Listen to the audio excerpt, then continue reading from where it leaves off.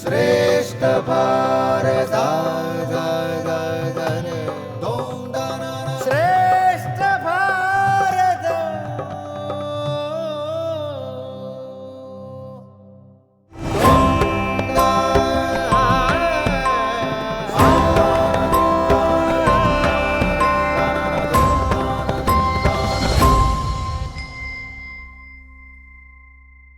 നമസ്കാരം. ശ്രേഷ്ഠ ഭാരതം പൈതൃക ഭാരതത്തിന്റെ മറ്റൊരു പുതിയ അധ്യായത്തിലേക്ക് എല്ലാ പ്രേക്ഷകർക്കും സ്വാഗതം. ഒപ്പം ആചാര്യസഭയ്ക്കും ക്യാപ്റ്റൻസിനും സ്വാഗതം. അപ്പോൾ നമ്മുടെ ആദ്യത്തെ സെഗ്മെന്റ് വജ്രവ്യൂഹം തന്നെ ആരംഭിക്കാം. ഇന്ന് വിരാട രാജ്യത്തെ പ്രജകളാണ് വരുന്നത് അല്ലേ? അതെ. രാജാവേ, ഹെബ്ബാർ രാജാവ് പറയൂ, ആരാണെന്ന് വരുന്നത്? ചിന്മയ വിദ്യാലയ കണ്ണമാലി കൊച്ചിയിൽ നിന്നും അരുന്ധതി രമേശും ശിവാനി ചന്ദ്രബാബു വരുന്നു. നമുക്ക് സ്വാഗതം ചെയ്യാം അരുന്ധതി ആൻഡ് ശിവാനി.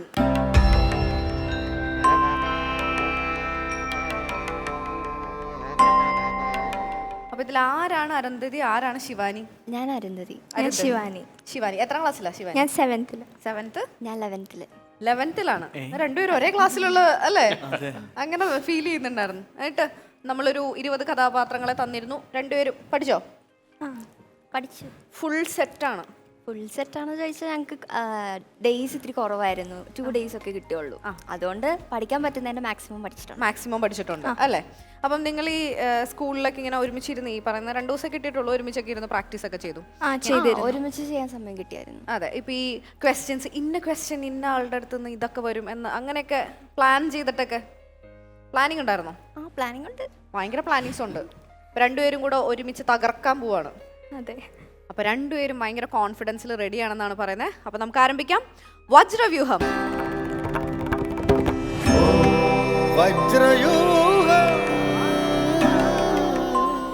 അപ്പോൾ ശിവാനിയും അരുന്ധതിയും ഫുൾ റെഡിയായി നിൽക്കുന്ന സ്ഥിതിക്ക് നമുക്ക് റൂൾസ് ആദ്യം പറഞ്ഞാലോ? റൂൾസ് പറയട്ടെ. അപ്പോൾ നിങ്ങൾക്ക് 20 കഥാപാത്രങ്ങളെ, രാമായണത്തിനെയും മഹാഭാരതത്തിനെയും ബേസ് ചെയ്ത് 20 കഥാപാത്രങ്ങളെ തന്നിട്ടുണ്ട്. അതിൽ നിന്ന് നമ്മുടെ ടീം ക്യാപ്റ്റൻസ് തിരഞ്ഞെടുക്കുന്ന ക്യാരക്ടറിനെ കുറിച്ച് നിങ്ങളുടെ അടുത്ത് 5 ചോദ്യങ്ങൾ ചോദിക്കും.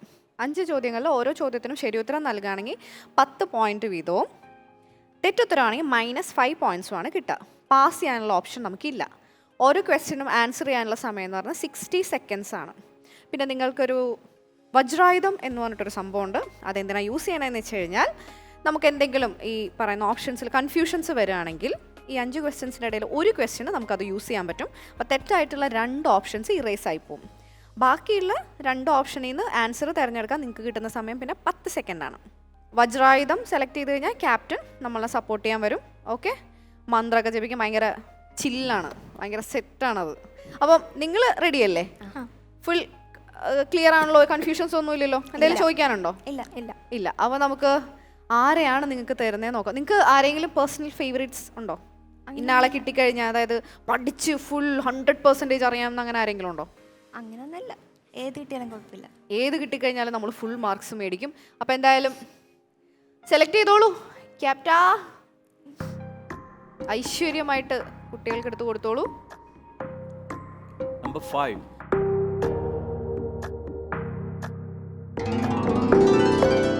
വിഭീഷണൻ. സ്റ്റാർട്ട് ചെയ്താലോ? അപ്പോൾ ആദ്യത്തെ ചോദ്യം, രാവണവധാന്തരം ലങ്കാധിപതിയായി വിഭീഷണനെ അഭിഷേകം ചെയ്തത് ആര്? A Raman, B Sugreevan, C Lakshmanan, D Prahasthan. Your time starts now. Option A Raman. Confusion ഉണ്ടോ? കൺഫ്യൂഷൻ ഉണ്ടെങ്കിൽ നിങ്ങൾ ഡിസ്കസ് ചെയ്ത് വേഗം തിരഞ്ഞെടുത്തോളൂ. അരുന്ധതി പറയുന്നത് രാമൻ എന്നാണ്. ശിവാനി എന്താ പറയണേ? ലക്ഷ്മണൻ എന്നാണ് പറയുന്നത്. അല്ലെങ്കിൽ വജ്രായുധം ഉണ്ട്, കൺഫ്യൂഷൻ ഉണ്ടെങ്കിൽ ടൈം കഴിഞ്ഞാൽ അത് എടുക്കാൻ പറ്റില്ല. Option A Raman. ലോക്ക് ചെയ്യട്ടെ? ലോക്ക് ചെയ്യാം. ഉറപ്പാണല്ലോ? ഓക്കെ, നമ്മൾ ലോക്ക് ചെയ്യാണ്. ടൈമർ സ്റ്റോപ്പ് ചെയ്യാം. എന്താണ്, ശരിയാവുന്നാണോ തോന്നണേ? ശരിയാവുന്നാണ് തോന്നുന്നത്. ക്യാപ്റ്റൻ ശരിയാണോ? എപ്പോഴും അങ്ങനെ ശുഭാപ്തി വിശ്വാസമാണല്ലോ. അതെ, ശുഭാപ്തി വിശ്വാസം വളരെ നല്ലതാണ്. അപ്പോൾ നിങ്ങൾ പറഞ്ഞ ഉത്തരം തെറ്റാണ്. ശിവാനി പറഞ്ഞ ഉത്തരമായിരുന്നു ശരി. അതായത് ഓപ്ഷൻ സി ലക്ഷ്മണനായിരുന്നു ശരിയായിട്ടുള്ള ഉത്തരം. നിങ്ങൾക്ക് ഞാൻ അതാ പറഞ്ഞു, നിങ്ങൾക്ക് എന്തെങ്കിലും ഒരു കൺഫ്യൂഷൻ നിങ്ങളുടെ ഇടയിൽ ഉണ്ടെങ്കിൽ നമുക്ക് ഉപയോഗിക്കാൻ വേണ്ടിയിട്ട് നല്ല അടിപൊളിയായിട്ടൊരു സംഭവം ഇവിടെ വെച്ചിട്ടുണ്ട്. അതിനേക്കാട്ടിലും അടിപൊളിയായിട്ടുള്ള ഒരാൾ ഇവിടെ ഉണ്ട്, അവിടെ ഇരിപ്പുണ്ട്. അതെടുത്തിട്ട് മന്ത്രമൊക്കെ ചൊല്ലി നിങ്ങൾക്ക് 2 ഓപ്ഷൻസ് ഒക്കെ മാറ്റി കളഞ്ഞ് സാരല്ല പോട്ടെ. ഫസ്റ്റ് ക്വസ്റ്റ്യൻ നമുക്ക് -5 ആണ് ആദ്യം തന്നെ കിട്ടിയിരിക്കുന്നത്. സാരമില്ല, അപ്പോൾ ബാക്കിയുള്ളതിൽ നമുക്ക് പിടിക്കാം അല്ലേ. അപ്പോൾ ക്വസ്റ്റ്യൻ നമ്പർ 2, വിഭീഷണന്റെ അമ്മ ആര്? A Diti, B Aditi, C Ilabila, D Kaikasi. Your time starts now. Option D Kaikasi. Option D Kaikasi. Lock ചെയ്യട്ടെ? ലോക്ക് ചെയ്യാം.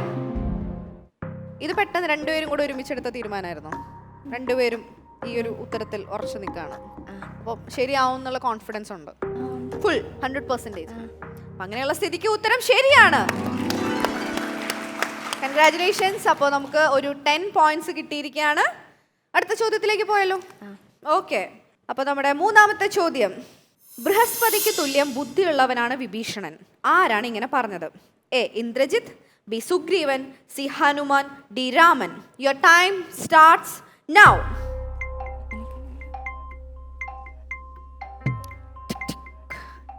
കൺഫ്യൂഷൻസ് ഉണ്ടെങ്കിൽ നമുക്ക് വജ്രായുധം യൂസ് ചെയ്യാവുന്നതാണ്. 45 സെക്കൻഡ്സ്. കൺഫ്യൂഷൻ ഉണ്ടോ? വജ്രായുധം. ടൈമർ സ്റ്റോപ്പ് ചെയ്യാം. വജ്രായുധമാണ് സെലക്ട് ചെയ്തിരിക്കുന്നത്. ക്യാപ്റ്റ പ്ലീസ് കം.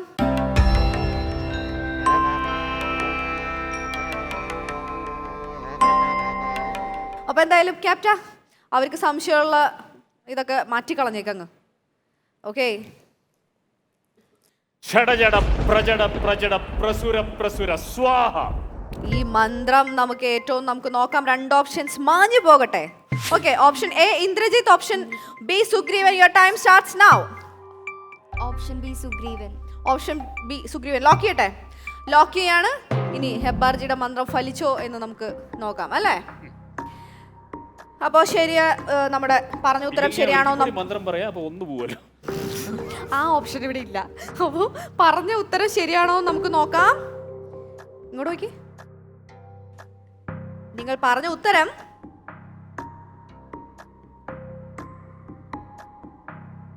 തെറ്റാണ്. ഓപ്ഷൻ എ ഇന്ദ്രജിത്ത് ആയിരുന്നു ശരിയായിട്ടുള്ള ഉത്തരം. സാരല്ല പോട്ടെ. ഇതിനും വലുതൊക്കെ നമ്മൾ പറഞ്ഞു പോകുന്നു അല്ലേ. ചെറിയ കാര്യം. അതെ, പക്ഷെ ഹെബാർജി ശരിയാട്ടോ. അരമണ്ഡലം കൂടെ ഉണ്ടായിരുന്നെങ്കിൽ മേ ബി. താങ്ക് യു രാജേട്ടാ, താങ്ക് യു സോ മച്ച്.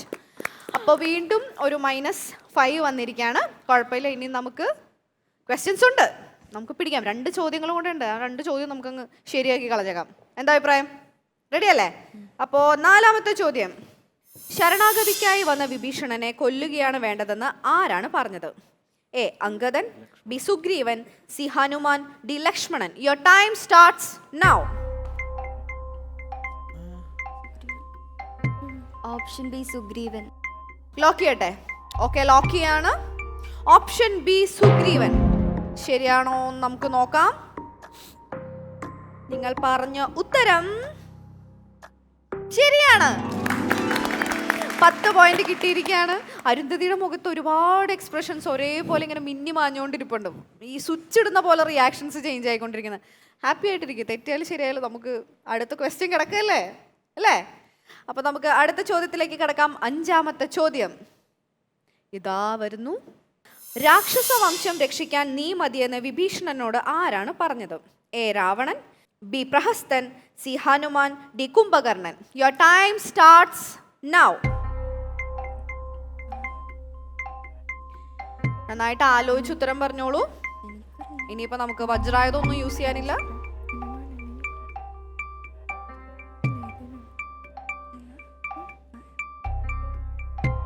നന്നായിട്ട് ആലോചിച്ച് രണ്ടുപേരും കൂടെ തീരുമാനിക്കൂ. 40 seconds left.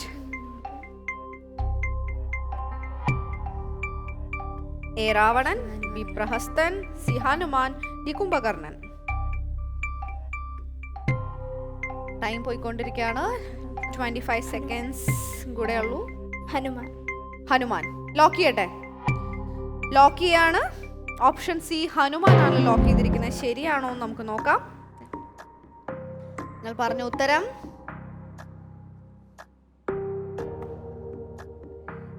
ഉത്തരം തെറ്റാണ്. ഓപ്ഷൻ ഡി കുംഭകർണനാണ് ശരിക്കുള്ള ആൻസർ. കുഴപ്പമില്ല, ഒരു -5 കൂടെ ആയി. എന്നാലും കുഴപ്പമില്ല, നമ്മൾ നന്നായിട്ട് ട്രൈ ചെയ്തു അല്ലേ? നമ്മളെ കൊണ്ട് പറ്റാവുന്ന രീതിയിൽ നന്നായിട്ട് ട്രൈ ചെയ്തിട്ടുണ്ട്. അതുകൊണ്ട് വേറെ ടെൻഷനൊന്നും വിചാരിക്കേണ്ട കാര്യമില്ല. അപ്പോൾ അറ്റ് പ്രസൻറ്റ് നമുക്ക് കിട്ടിയിരിക്കുന്നത് 5 മാർക്സ് ആണ്. പ്രശ്നമില്ല, നമുക്ക് ഇനി റൗണ്ടുകൾ വരുന്നുണ്ട്. അപ്പോൾ ആ റൗണ്ടുകളിൽ കുറച്ചുകൂടെയൊക്കെ നന്നായിട്ട് പ്രാക്ടീസ് ചെയ്ത് നമുക്ക് നല്ല പോയിന്റ്സ് മേടിക്കാം. ഓക്കെ, ഹാപ്പി ആയിട്ടിരിക്കുക കേട്ടോ. എന്തായാലും നമുക്ക് ആചാര്യസഭയുടെ അടുത്ത് ചോദിക്കാം അല്ലേ? സ്വാമിനിയമ്മ, രാമായണത്തിലെ ഒരു പ്രധാന കഥാപാത്രമാണ് വിഭീഷണൻ. പക്ഷേ ഇവർ ആ ഭാഗത്തെക്കുറിച്ച് ഇങ്ങനെയുള്ള ചോദ്യങ്ങൾ പ്രതീക്ഷിക്കാതെ മറ്റ് പല കാര്യങ്ങളിൽ ശ്രദ്ധിച്ചത് കൊണ്ടാകാം ഇതിന് ആൻസർ ചെയ്യാൻ പറ്റാതെ പോയത്.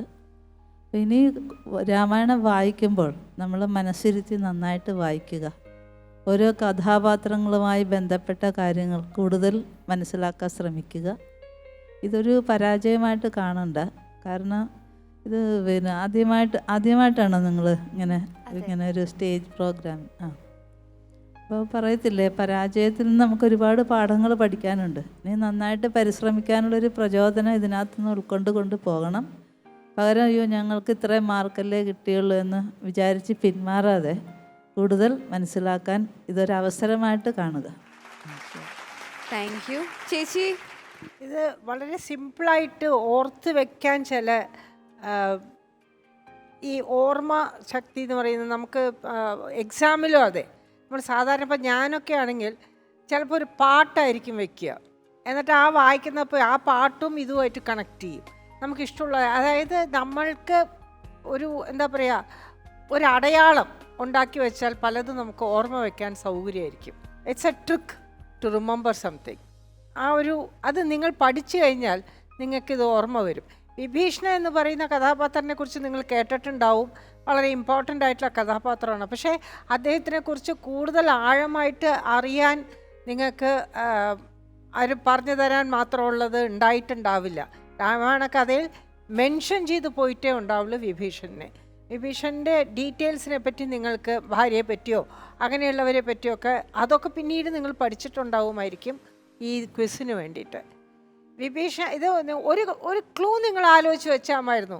രാമൻ ഒരിക്കലും ഒരു സിറ്റിനകത്ത്, രാജ്യത്തിനകത്തേക്ക് പോവില്ല ഈ 14 വർഷം എന്നുള്ള ഒരു ശപഥം കൂടെ ഉണ്ടായിരുന്നു.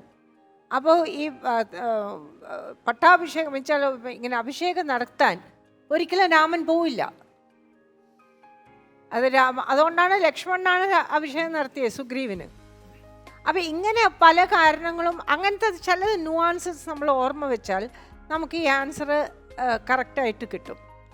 അത് നിങ്ങൾ ഈ ക്വിസ് പ്രോഗ്രാമിൻ്റെ ഒരു ട്രിക്കാണ് ഞാൻ പറഞ്ഞു തരുന്നത്.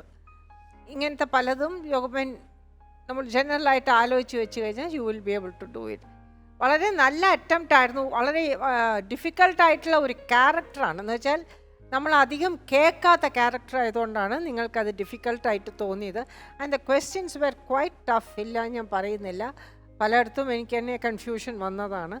ഇത്രയും വായിച്ചിട്ടുണ്ട് എന്നിട്ട് പോലും കൺഫ്യൂഷൻ വന്നു എനിക്ക് എന്നുള്ളതാണ്. അപ്പോൾ അതുകൊണ്ട് നിങ്ങൾക്കിത് വന്നതിൽ യാതൊരു അത്ഭുതവും ഇല്ല എന്നേ ഞാൻ പറയുള്ളൂ. സ്വാഭാവികമാണ്. ഏതായാലും നല്ല അറ്റംപ്റ്റ് ആയിരുന്നു. ആർക്കായാലും ഇത് പറ്റും. അതുകൊണ്ട് nothing to worry about it. ഇനിയും നമുക്ക് ഇഷ്ടംപോലെ റൗണ്ടുകളുണ്ട്. വളരെ നല്ല അറ്റംപ്റ്റ് ആയിരുന്നു. എനിക്ക് നിങ്ങളുടെ രണ്ടുപേരും അറ്റംപ്റ്റിനോടാണ് എനിക്ക് ഭയങ്കരമായിട്ട് അപ്രിസിയേഷൻ തോന്നുന്നത്. അത്രയും ഡിഫിക്കൽട്ടായിരുന്നു എന്നുള്ളതാണ്. നന്നായി, വളരെ നന്നായി. താങ്ക് യു ചേച്ചി. സർ, ഈ ഒരു റൗണ്ടിൻ്റെ ഏറ്റവും വലിയ പ്രത്യേകതയായിട്ട് എനിക്ക് തോന്നുന്നത് തന്നെയും ഇവർ സ്വയമേവ പ്രിപ്പയർ ചെയ്തിട്ട് വരുന്ന ഒരു കാര്യമല്ല. നേരെ മറിച്ച് അവർക്ക് കുറേ ഓപ്ഷൻസ് കൊടുക്കുന്നു. ആ ഓപ്ഷൻസിൽ നിന്ന് അവർ പലരോടും ചോദിച്ചും വായിച്ചും ഒക്കെ ഒരു ലിമിറ്റഡ് ടൈമിൽ അവർ കുറേ അധികം അറിവ് സമാഹരിക്കുകയാണ്. അതൊരിക്കലും പൂർണ്ണമാവില്ല. അത് എത്രത്തോളം സമയം അവർക്ക് നീട്ടിക്കിട്ടിയാലും ഒരു പക്ഷേ അത് അപൂർണമായിട്ട് തന്നെ നിലനിൽക്കും.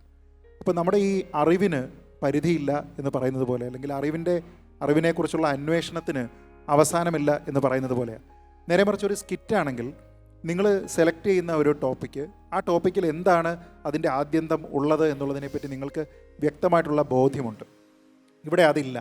കാരണം ഇവിടെ വരുന്ന 5 ചോദ്യങ്ങളെന്ന് പറയുന്നത് നിങ്ങൾ പ്രിപ്പയർ ചെയ്തിരിക്കുന്നതിൽ നിന്ന് ഉണ്ടാകണമെന്ന് യാതൊരു വിധത്തിലുള്ള നിർബന്ധവുമില്ല. നേരെ മറിച്ച് മറ്റൊരു 5 ചോദ്യങ്ങൾ, ഇവർക്ക് എളുപ്പം കിട്ടാവുന്ന 5 ചോദ്യങ്ങളും നമ്മുടെ പക്കലുണ്ടാവും. അപ്പോൾ ഇത് വളരെ ഡിഫിക്കൽട്ടായിട്ടുള്ള ചോദ്യമായിരുന്നു. ചേച്ചി പറഞ്ഞതുപോലെ ചില കാര്യങ്ങളിൽ നമുക്ക് കൺഫ്യൂസിംഗ് ആയിട്ടുള്ള കാര്യമാണ്. പക്ഷേ നമുക്ക് ഈ ജനറൽ തത്വ ഓഫ് രാമായണ എന്താണ് എന്ന് അറിയാമെങ്കിൽ ഈ പറഞ്ഞതുപോലെ ചില പൊടിക്കൈകൾ അതിലുണ്ട്. രക്ഷിക്കാമായിരുന്ന അല്ലെങ്കിൽ നമുക്ക് രക്ഷയ്ക്ക് വരാമായിരുന്ന ചില വജ്രായുധങ്ങൾ ഈ ചോദ്യത്തിൽ തന്നെ ഉണ്ടായിരുന്നു, അല്ലെങ്കിൽ ഓപ്ഷൻസിൽ തന്നെ ഉണ്ടായിരുന്നു എന്നുള്ളത് അവിടെ ഉണ്ട്. പക്ഷേ നിങ്ങളുടെ ഈ ഗോ ഗെറ്റർ ആറ്റിറ്റ്യൂഡ് ഉണ്ട്. അവർ നേരത്തെ തന്നെ പറഞ്ഞു, ഞങ്ങൾക്കൊരു ഫേവറേറ്റ് ഇല്ല, ഏത് വന്നു കഴിഞ്ഞാലും ഞങ്ങളത് സ്വീകരിക്കാൻ തയ്യാറാണ്. ആ ഒരു ഗോ ഗെറ്റർ ആറ്റിറ്റ്യൂഡ് എന്ന് പറയുന്നത് ഈ ചെറിയ പ്രായത്തിൽ തന്നെ ഉണ്ടാവുക എന്ന് പറയുന്നത് വളരെയധികം പ്രധാനമാണ്. അപ്പോൾ ഇത്തരത്തിൽ സ്വാഭാവികമായിട്ടും ചില തിരിച്ചടികളും ചില സന്തോഷങ്ങളും ഒക്കെ കൂടി ഉണ്ടാകും. ജീവിതമെന്ന് പറയുന്നതും ഇങ്ങനെ തന്നെയാണ്. അപ്പോൾ തുടർന്നും നിങ്ങൾ ഇത്തരത്തിലുള്ള കോമ്പറ്റീഷനുകളിൽ വരിക. ഈ പരാജയം അല്ലെങ്കിൽ ഒരു പെർഫോമൻസ് നിങ്ങൾ പ്രതീക്ഷയ്ക്കൊത്ത് ഉയർന്നില്ല എന്ന് കരുതി ഇതൊന്നിൻ്റെയും അവസാനമല്ല. നേരെ മറിച്ച് ഇവിടെ പല അനുഭവങ്ങൾ ആൾക്കാർ പറഞ്ഞതുപോലെ തന്നെ ഇത് ഒരു ഗംഭീര തുടക്കത്തിനുള്ള ആദ്യത്തെ ചവിട്ടുപടിയാകട്ടെ എന്നുള്ള പ്രാർത്ഥന മാത്രമാണുള്ളത്. നിങ്ങൾക്ക് എല്ലാവിധ ഭാവുകങ്ങളും നേരുന്നു. All the best. Thank you sir. തീർച്ചയായിട്ടും ഇവർ രണ്ടുപേരും പറഞ്ഞ പോലെ ഏറ്റവും ചുരുങ്ങിയ സമയമാണ് ഇവർക്ക് കിട്ടിയിരിക്കുന്നത്. 2 ദിവസമേ കിട്ടിയിട്ടുള്ളൂ. അതിൽ ഇത്രയും പഠിക്കാമെന്ന് പറഞ്ഞു കഴിഞ്ഞാൽ അത് വലിയൊരു ടാസ്ക് തന്നെയാണ്. ഈ പറയുന്ന പോലെ ബാലികേറാമല എന്ന് പറയുന്ന പോലത്തെ ഒരു ടാസ്ക് തന്നെയാണ്. അപ്പോൾ എന്തായാലും നമുക്ക് നമ്മുടെ ക്യാപ്റ്റൻസിൻ്റെ അടുത്ത് ചോദിക്കാം. മൃദുല, സാർ പറഞ്ഞ പോലെ തന്നെ 2 ദിവസം ഇവർക്ക് ടൈം കിട്ടിയുള്ളൂ. അതിനുള്ളിൽ ഈ 20 പേരെ പറ്റിയിട്ടും പഠിക്കുക എന്ന് പറഞ്ഞു കഴിഞ്ഞാൽ അത് ചെറിയൊരു കാര്യമില്ല, നമ്മളെ കൊണ്ടൊന്നും പറ്റാത്തൊരു കാര്യമാണ്. അപ്പോൾ അത് പഠിച്ചു, നിങ്ങളെ കൊണ്ട് പറ്റുന്ന രീതിയിൽ പഠിച്ചു, അത് ട്രൈ ചെയ്തു. കുഴപ്പമില്ല, നമുക്ക് അടുത്തതിലൊക്കെ ശരിയാക്കാം കേട്ടോ. Okay, thank you Mridula. ശരത്തേട്ടാ, ഞാനേ എടുത്തു തന്നു പോയി, ക്ഷമിക്കണം. ഞാൻ എന്തായാലും നല്ല അറ്റംപ്റ്റ് ആയിരുന്നു, എല്ലാവരും പറഞ്ഞ പോലെ. ഇനി കൂടുതൽ ശ്രമിക്കുക. Okay, all the best. Thank you ശരത്തേട്ടാ. ഹെബാർജി, ശരത്ത് പറഞ്ഞതുപോലെ എടുത്തു തന്നു പോയി എന്ന് പറയുന്നതിൽ തന്നെ അതിൻ്റെ ഉത്തരം കിടക്കുന്നുണ്ട്. ബിക്കോസ് ഇത് റോൾ ഓഫ് ദ ഡൈസ് പോലെ ലക്കാണ്. നിങ്ങൾക്ക് വളരെ നന്നായിട്ട് അറിയാവുന്ന വേറെ ക്യാരക്ടർ ഉണ്ടായിട്ടുണ്ടാവും. ഒരു നമ്പർ മാറിയിട്ടുണ്ടെങ്കിൽ ചിലപ്പോൾ അത് കിട്ടിയിട്ടുണ്ടാവും. സോ ഇതിൽ ലക്ക് എന്നുള്ളൊരു ഫാക്ടറും കൂടിയുണ്ട്. പക്ഷെ എനിക്ക് ഏറ്റവും ഇഷ്ടപ്പെട്ടത് ഇപ്പോഴും നിങ്ങളുടെ smiling face and your body language. Keep it up. ഇതാണ് വേണ്ടത്. ഇതാണ് ബിഗ്ഗസ്റ്റ് ലെസൺ. ഓക്കെ, ഞാൻ നിങ്ങളുടെ അടുത്ത് ഇതിൻ്റെ മുമ്പ് ഗ്രൂമിംഗ് സെഷനിൽ നമ്മൾ വെറുതെ സംസാരിക്കുമ്പോൾ ഞാൻ പറഞ്ഞിരുന്നു അല്ലേ, ഹാവ് ഫൺ. അതായത് ലക്ഷോപലക്ഷം കുട്ടികൾ, കേരളത്തിലുള്ള എത്രയോ ലക്ഷം കുട്ടികളിൽ അപൂർവം കയ്യിലുണ്ടാവുന്ന കുട്ടികളാണ് ഇവിടെ എത്തിച്ചേർന്നിരിക്കുന്നത്. ഈ ഒരു വലിയ വേദിയിൽ ഇത്രയും വലിയ ഓഡിയൻസിന് മുമ്പിൽ വരാനുള്ള ഒരു എന്താ പറയുക, ഒരു ചാൻസ് കിട്ടിയിരിക്കുകയാണ്. അത് നിങ്ങൾക്ക് കിട്ടിയില്ലേ, അതെന്നെ ഒരു ബ്ലെസ്സിങ് അല്ലേ. അപ്പോൾ use that as a stepping stone to success. Okay, all the very best. Great going. Thank you Hebbarji. അപ്പോൾ നമുക്ക് 5 പോയിന്റ്സേ കിട്ടിയിട്ടുള്ളൂ. പക്ഷേ അതിലൊന്നും ഒരു കാര്യമില്ല അല്ലേ. നമ്മൾ ഹാപ്പി ആയിട്ടിരിക്കുക, നമ്മൾ ഇനിയും ട്രൈ ചെയ്തുകൊണ്ടിരിക്കുക, അത്രേ ഉള്ളൂ കാര്യം അല്ലേ. അപ്പോൾ താങ്ക് യു സോ മച്ച്. ഇനി ശ്രേഷ്ഠ ഭാരതം പൈതൃക ഭാരതത്തിൽ മകരവ്യൂഹം.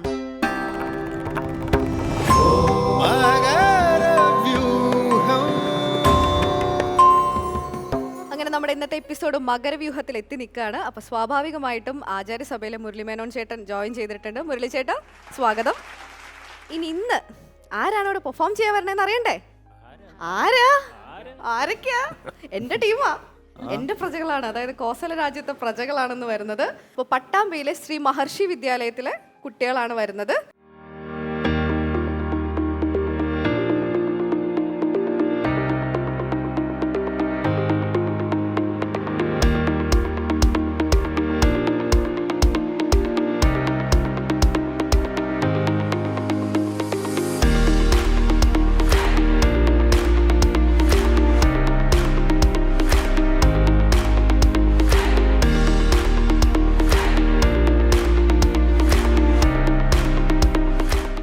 സ്വാഭാവികമായിട്ട് എൻ്റെ ടീമായതുകൊണ്ട് ഭയങ്കര പെട്ട ടീമാണ് വരണത്.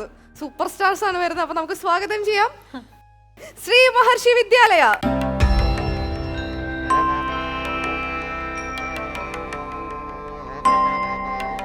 അപ്പൊ നമ്മുടെ ചുണക്കുട്ടികളൊക്കെ റെഡിയല്ലേ?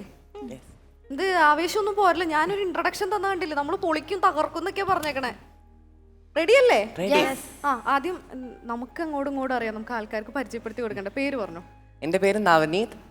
നവനീത് എത്ര ക്ലാസ്സിലാണ്? 9th പഠിക്കുന്നു. 9th പഠിക്കുന്നു.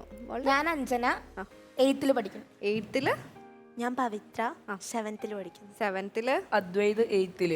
8th, Gauri 8th. Gauri 8th. Tension ഉണ്ടോ ഗൗരിക്ക്? ഇല്ലല്ലോ, കൂളല്ലേ? ഒന്ന് ചിരിച്ചു കഴിഞ്ഞാൽ നല്ല സുന്ദരിയാണ്, ഭയങ്കര രസമാണ് കാണാനായിട്ട്. ചിരിച്ചുകൊണ്ടിരിക്കണം കേട്ടോ, ചിരിക്കേണ്ട സമയത്ത് കേട്ടോ. ഇനി കഥ സ്കിറ്റ് തുടങ്ങിയിട്ട് കരയേണ്ട സമയത്ത് വരദ ചേച്ചി പറഞ്ഞ് ചിരിക്കാനായിട്ട് ടീം ക്യാപ്റ്റൻ പറഞ്ഞ് ഞങ്ങൾ മാറ്റില്ല എന്ന് പറയരുത്. ഓക്കെ, എന്താണ് നമ്മുടെ സബ്ജക്റ്റ്? മാതൃത്വം എന്ന സബ്ജക്റ്റ്. ഇത് ശ്രീരാമൻ വനത്തിലേക്ക് പോകുമ്പോൾ കൗസല്യയുടെ ഒരു ദുഃഖമാണ് അവിടെ ഇതാക്കുന്നത്. അപ്പോ മതി, അത്രേ പറയാൻ പാടുള്ളൂ. നമ്മൾ സസ്പെൻസുകൾ കളയരുത്. നമ്മളുടെ ടീം എല്ലാം അതിങ്ങനെ ഇങ്ങനെ സൂക്ഷിച്ച് വെച്ചിട്ട് അവസാനം ഇങ്ങനെ സർപ്രൈസ് ആയിട്ട് അവരൊക്കെ ഇങ്ങനെ ഞെട്ടണം നമ്മൾ എന്താ ചെയ്യണമെന്ന് കണ്ടിട്ട്. ഓക്കെ അല്ലേ? അപ്പൊ എല്ലാവരും റെഡി ആണല്ലോ? ഫുൾ പ്രാക്ടീസ് ഒക്കെ ചെയ്ത് സെറ്റ് ആണല്ലോ? ഇനി നമുക്ക് റൂൾസ് എന്താന്ന് നോക്കാം. അത്യാവശ്യം അറിയാലോ, ഞങ്ങളെന്തോ മറ്റേ പാർക്കിലൊക്കെ നടക്കണം. ഓക്കെ, റൂൾസ് ഇത്രയേ ഉള്ളൂ. 3 കാര്യത്തിനെ ബേസ് ചെയ്തിട്ടാണ് നിങ്ങൾക്ക് മാർക്സ് ഇടുക. അതായത് പ്രസൻറ്റേഷൻ, ആക്ടിങ്, ഡയറക്ഷൻ. 20 മാർക്കിൽ നമ്മുടെ മുരളിച്ചേട്ടൻ മാർക്ക് ഇടുമ്പോൾ ബാക്കി എല്ലാവരും 5 മാർക്കിലാണ് മാർക്ക് തരിക. ഇപ്പം എല്ലാ കാര്യങ്ങളും അറിയാലോ. അപ്പോൾ റൂൾസ് ഒക്കെ ക്ലിയർ ആണല്ലോ? പിന്നെ എൻ്റെ ടീം ആയതുകൊണ്ട് എനിക്ക് പുറത്ത് പറയാൻ സമയം കിട്ടാത്തത് കൊണ്ട് ഞാൻ പറയാണ്, നല്ല ഉറച്ച് സംസാരിച്ചോളൂ കേട്ടോ, അല്ലെങ്കിൽ നിങ്ങളുടെ ശബ്ദം കേട്ടില്ല എന്നിട്ട് മാർക്കൊക്കെ കുറയ്ക്കും. എനിക്ക് മാർക്ക് ഇട ഒരു ഓപ്ഷനും ഇല്ല, എല്ലാവരും കൂടെ മാർക്ക് കുറയ്ക്കും. അപ്പോൾ ഉറച്ച് പറയാൻ നല്ല കോൺഫിഡൻസിൽ ചെയ്യാം. ഓക്കെ, അപ്പോൾ റെഡി അല്ലേ? ഇച്ചിരി ഉറക്കെ പറയാം. റെഡി അല്ലേ? അപ്പോൾ ഓൾ ദി വെരി ബെസ്റ്റ്. രാമായ രാമഭദ്രായ രാമചന്ദ്രായ വേധസേ രഘുനാഥായ നാഥായ സീതായ പതയേ നമഃ.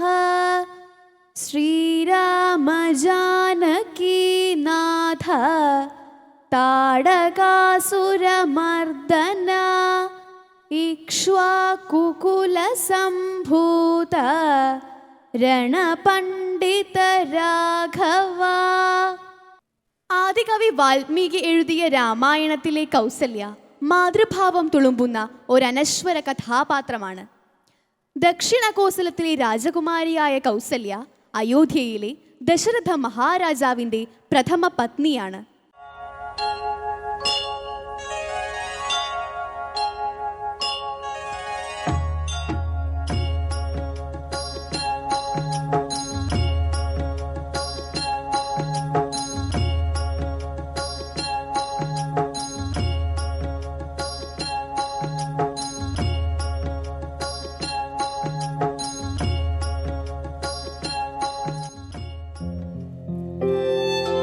പ്രണാമം മാതാവേ. മകനെ,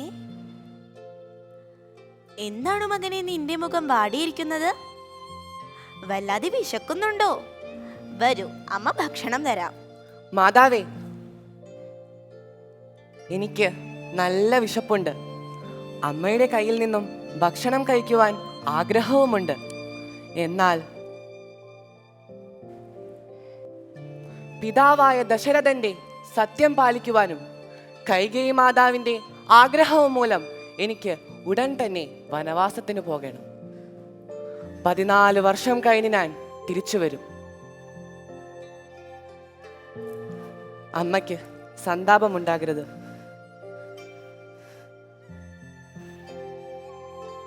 മകനെ, മാതാവേ,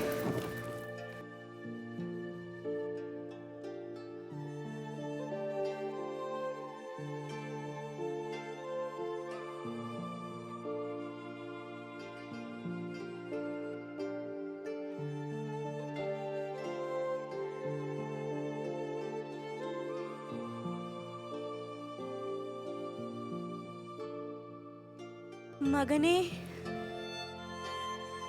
ഇന്നു നീ വനത്തിലേക്ക് പോവുകയാണെങ്കിൽ എന്നെയും കൊണ്ടുപോകണം. നിന്നെ പിരിഞ്ഞ് അരനിമിഷം പോലും ജീവിക്കാൻ ഈ അമ്മയ്ക്ക് സാധിക്കില്ല.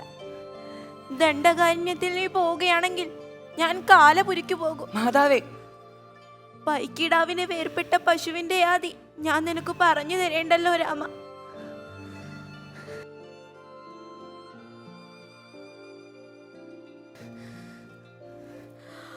വനവാസത്തിന് പോകണമെന്ന് രാജാവ് നിർബന്ധിച്ചാൽ പോകരുതെന്ന് പറഞ്ഞ് രാജാവിൻ്റെ ആജ്ഞയെ ലംഘിക്കാനും ഞാൻ മടിക്കില്ല.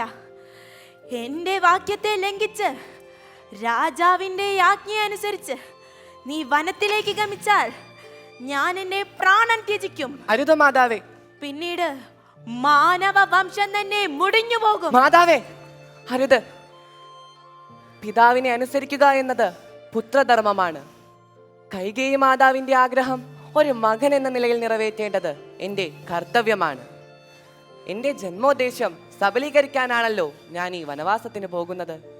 അമ്മ എന്നെ അനുഗ്രഹിച്ച് വനത്തിലേക്ക് പറഞ്ഞയച്ചാലും. മകനെ,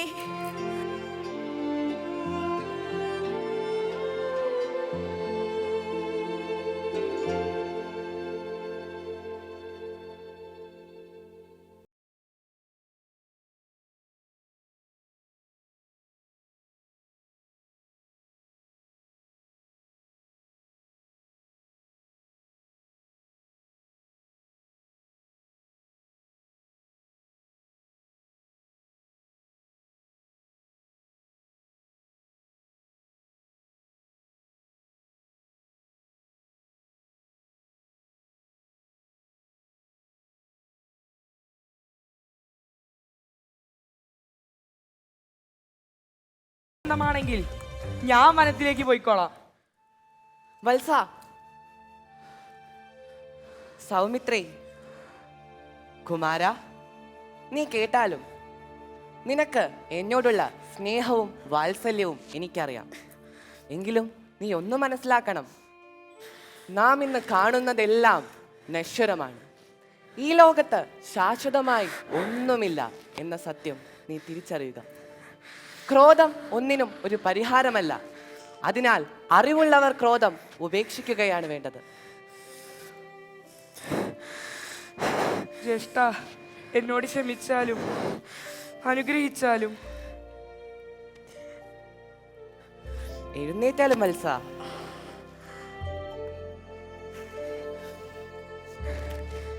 മാതാവേ,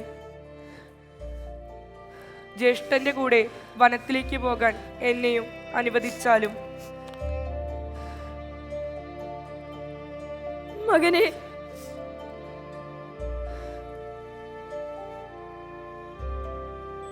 നീ രാമനെ സ്വന്തം പിതാവായ ദശരഥനായി കാണുക. സീതയെ എന്നെ പോലെ മാതാവായി കാണുക.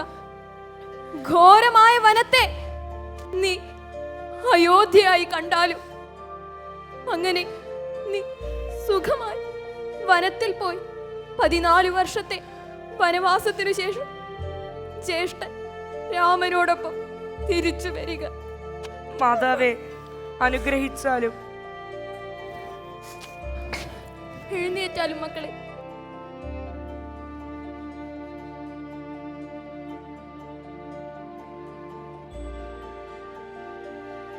മാതാവേ, മനസ്സിൽ നിന്നും ദുഃഖമെല്ലാം കളയുക.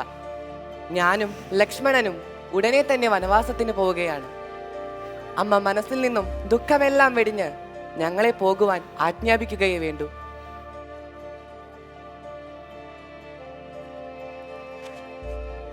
നമസ്കാരം മാതാവേ. താമസം വിന കാനനത്തിലേക്ക് ഗമിച്ചാലും. ഉത്തരവ് മാതാവേ.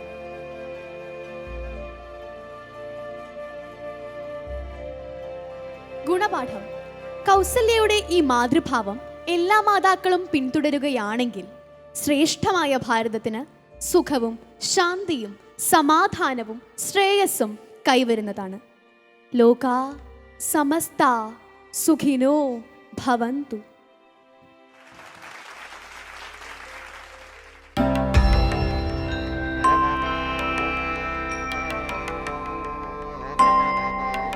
എന്തായി, അടിച്ചു വിളിച്ചോ? സെറ്റ്. പ്രതീക്ഷ പോലെ തന്നെ ചെയ്യാൻ പറ്റി. പ്രാക്ടീസ് ചെയ്ത പോലെയൊക്കെ തന്നെ. അപ്പൊ പിന്നെ എന്റെ ടീം ആയതുകൊണ്ട് ഇനി ഞാൻ എന്തെങ്കിലും പറഞ്ഞാൽ പറയും എന്റെ ടീം ആയതുകൊണ്ട് ഞാൻ പുകഴ്ത്താണെന്നൊക്കെ പറയും. ചേച്ചി, സാധാരണ അവിടെ നിന്നാണ് എനിക്ക് ഓരോ കുത്തലുകൾ കിട്ടാറ്. പോട്ടെ, സാരല്ല. അപ്പൊ എന്തായാലും നമുക്ക് ആചാര്യസഭയുടെ അടുത്ത് തന്നെ ചോദിക്കാം അല്ലേ? സ്വാമിനി അമ്മ, ഇവരിവിടെ ഇന്ന് അവതരിപ്പിച്ചത് രാമായണത്തിലെ പ്രധാനമായിട്ട് ലക്ഷ്മണ സാന്ത്വനം എന്ന ഭാഗമാണ്. ഇതിൽ 3 അമ്മമാരെക്കുറിച്ചാണ് പറയുന്നത്. ഇവിടെ കൗസല്യാദേവിയുടെ മാതൃത്വം എന്ന് പറയുന്നുണ്ടെങ്കിലും നമുക്ക് വ്യത്യസ്ത സ്വഭാവങ്ങളുള്ള 3 അമ്മമാരെയാണ് നമ്മൾ ഈ ഒരു വേദിയിൽ പരിചയപ്പെടുന്നത്. കൗസല്യാദേവിയുടെ മാതൃത്വത്തിനെക്കുറിച്ച് പറയുമ്പോൾ അത് ഏറ്റവും ഉത്കൃഷ്ടമായിട്ട് തന്നെ നമ്മൾ എടുക്കണം. കാരണം ഇതിന് ശേഷം വരുന്ന ഭാഗവും കൂടെ ചേർത്തിട്ടാണ് നമ്മളിത് വായിക്കേണ്ടത്. അതായത് അച്ഛൻ്റെ നിർദ്ദേശപ്രകാരം രാമൻ വനവാസത്തിന് പോകാൻ തയ്യാറായി. നമ്മളാ ഒരു രംഗം ഓർക്കേണ്ടത്, പട്ടാഭിഷേകത്തിന് തയ്യാറെടുത്ത് നിൽക്കുന്ന ശ്രീരാമനെയാണ് വനവാസത്തിന് പറഞ്ഞയക്കുന്നത്. പക്ഷെ അതിനെ സ്വീകരിച്ചുകൊണ്ട് യാതൊരു ഭാവഭേദവും കൂടാതെ വനവാസവും പട്ടാഭിഷേകവും ഒരുപോലെ സ്വീകരിക്കാൻ ശ്രീരാമന് കഴിഞ്ഞു എന്നുള്ളതാണ്. ആ യാത്ര പറയാൻ വരുമ്പോൾ ശ്രീരാമൻ ഉൾക്കൊണ്ടതുപോലെ കൗസല്യാദേവിക്ക് അത് ഉൾക്കൊള്ളാൻ പറ്റിയില്ല. അതാണ് അത്രയും ഭാവവികാരത്തോടു കൂടിയാണ് കൗസല്യാദേവി ആ ഒരു രംഗം നമ്മൾ കാണുന്നത്. പിന്നെ മറ്റൊരു ഗുണമെന്ന് പറഞ്ഞാൽ ഭരതന് രാജ്യാവകാശം കിട്ടാൻ വേണ്ടിയിട്ടാണ് കൈകേയി ഇത്രയൊക്കെ കാട്ടിക്കൂട്ടിയത്. പക്ഷെ ആ ഭരതൻ തിരിച്ചു വരുമ്പോൾ യഥാർത്ഥത്തിൽ തൻ്റെ പുത്രൻ വനവാസത്തിന് പോകാൻ കാരണക്കാരനായ ഒരാളാണല്ലോ ഇവൻ എന്ന് വിചാരിക്കാതെ ഭരതനെ നിറഞ്ഞ സ്നേഹത്തോടും വാത്സല്യത്തോടും കൂടെ ഉൾക്കൊള്ളുകയും സമാധാനിപ്പിക്കുകയും ചെയ്യുന്നത് നമ്മൾ കാണുന്നുണ്ട്. പിന്നെ കൈകേയി ശരിക്കും പറഞ്ഞാൽ രാമായണത്തിൽ പറയുന്നത് കൗസല്യ മാതാവിനേക്കാൾ ശ്രീരാമചന്ദ്രനെ അങ്ങേയറ്റം സ്നേഹിച്ചിരുന്ന ഒരമ്മയായിരുന്നു കൈകേയി. പക്ഷേ മന്ദരയുടെ ഇടപെടലിലൂടെയാണ് ഇങ്ങനെയൊരു കുത്സിത ബുദ്ധിയായ മന്ദര ആ മനസ്സിൽ വേണ്ടാത്ത വികാരങ്ങളെയും വിചാരങ്ങളെയും കുത്തി നിറച്ചിട്ടാണ് ഇങ്ങനെയൊരു സംഭവം അവിടെ ഉണ്ടാകുന്നത്. നമുക്ക് എത്ര പ്രിയപ്പെട്ടവരാണെങ്കിലും അമ്മ പറയാറുണ്ട്, മാതാ അമൃതാനന്ദമയി ദേവി പറയാറുണ്ട്, ഒരാളോട് നമ്മൾക്ക് എത്ര അങ്ങേയറ്റ സ്നേഹമുണ്ടെങ്കിലും 10 പ്രാവശ്യം അവരുടെ കുറ്റങ്ങളും കുറവുകളും നമ്മൾ കേൾക്കാൻ ഇടവന്നാൽ അറിയാതെയാണെങ്കിലും സംശയത്തിൻ്റെ ഒരു ബീജം നമ്മുടെ ഉള്ളിൽ മുളച്ചു വരുമെന്നാണ്. അപ്പോൾ മറ്റുള്ളവരുടെ കുറ്റങ്ങളും കുറവുകളും കേൾക്കുമ്പോൾ നമ്മുടെ വ്യക്തിത്വത്തെ വിടാതെ തന്നെ അത് ഉൾക്കൊള്ളാൻ ശ്രമിച്ചാലേ, ഒരു മധ്യമാവസ്ഥയിൽ നിന്ന് കേൾക്കണം, അവരോട് ചേരാതെ അതിലെന്തെങ്കിലും യാഥാർത്ഥ്യമുണ്ടോ എന്ന് മനസ്സിലാക്കാതെയാണ് നമ്മൾ ജീവിതത്തിൽ മുന്നോട്ട് പോകുന്നതെങ്കിൽ വലിയ ഒരു പരാജയമായിട്ട് മാറും ജീവിതത്തിൽ.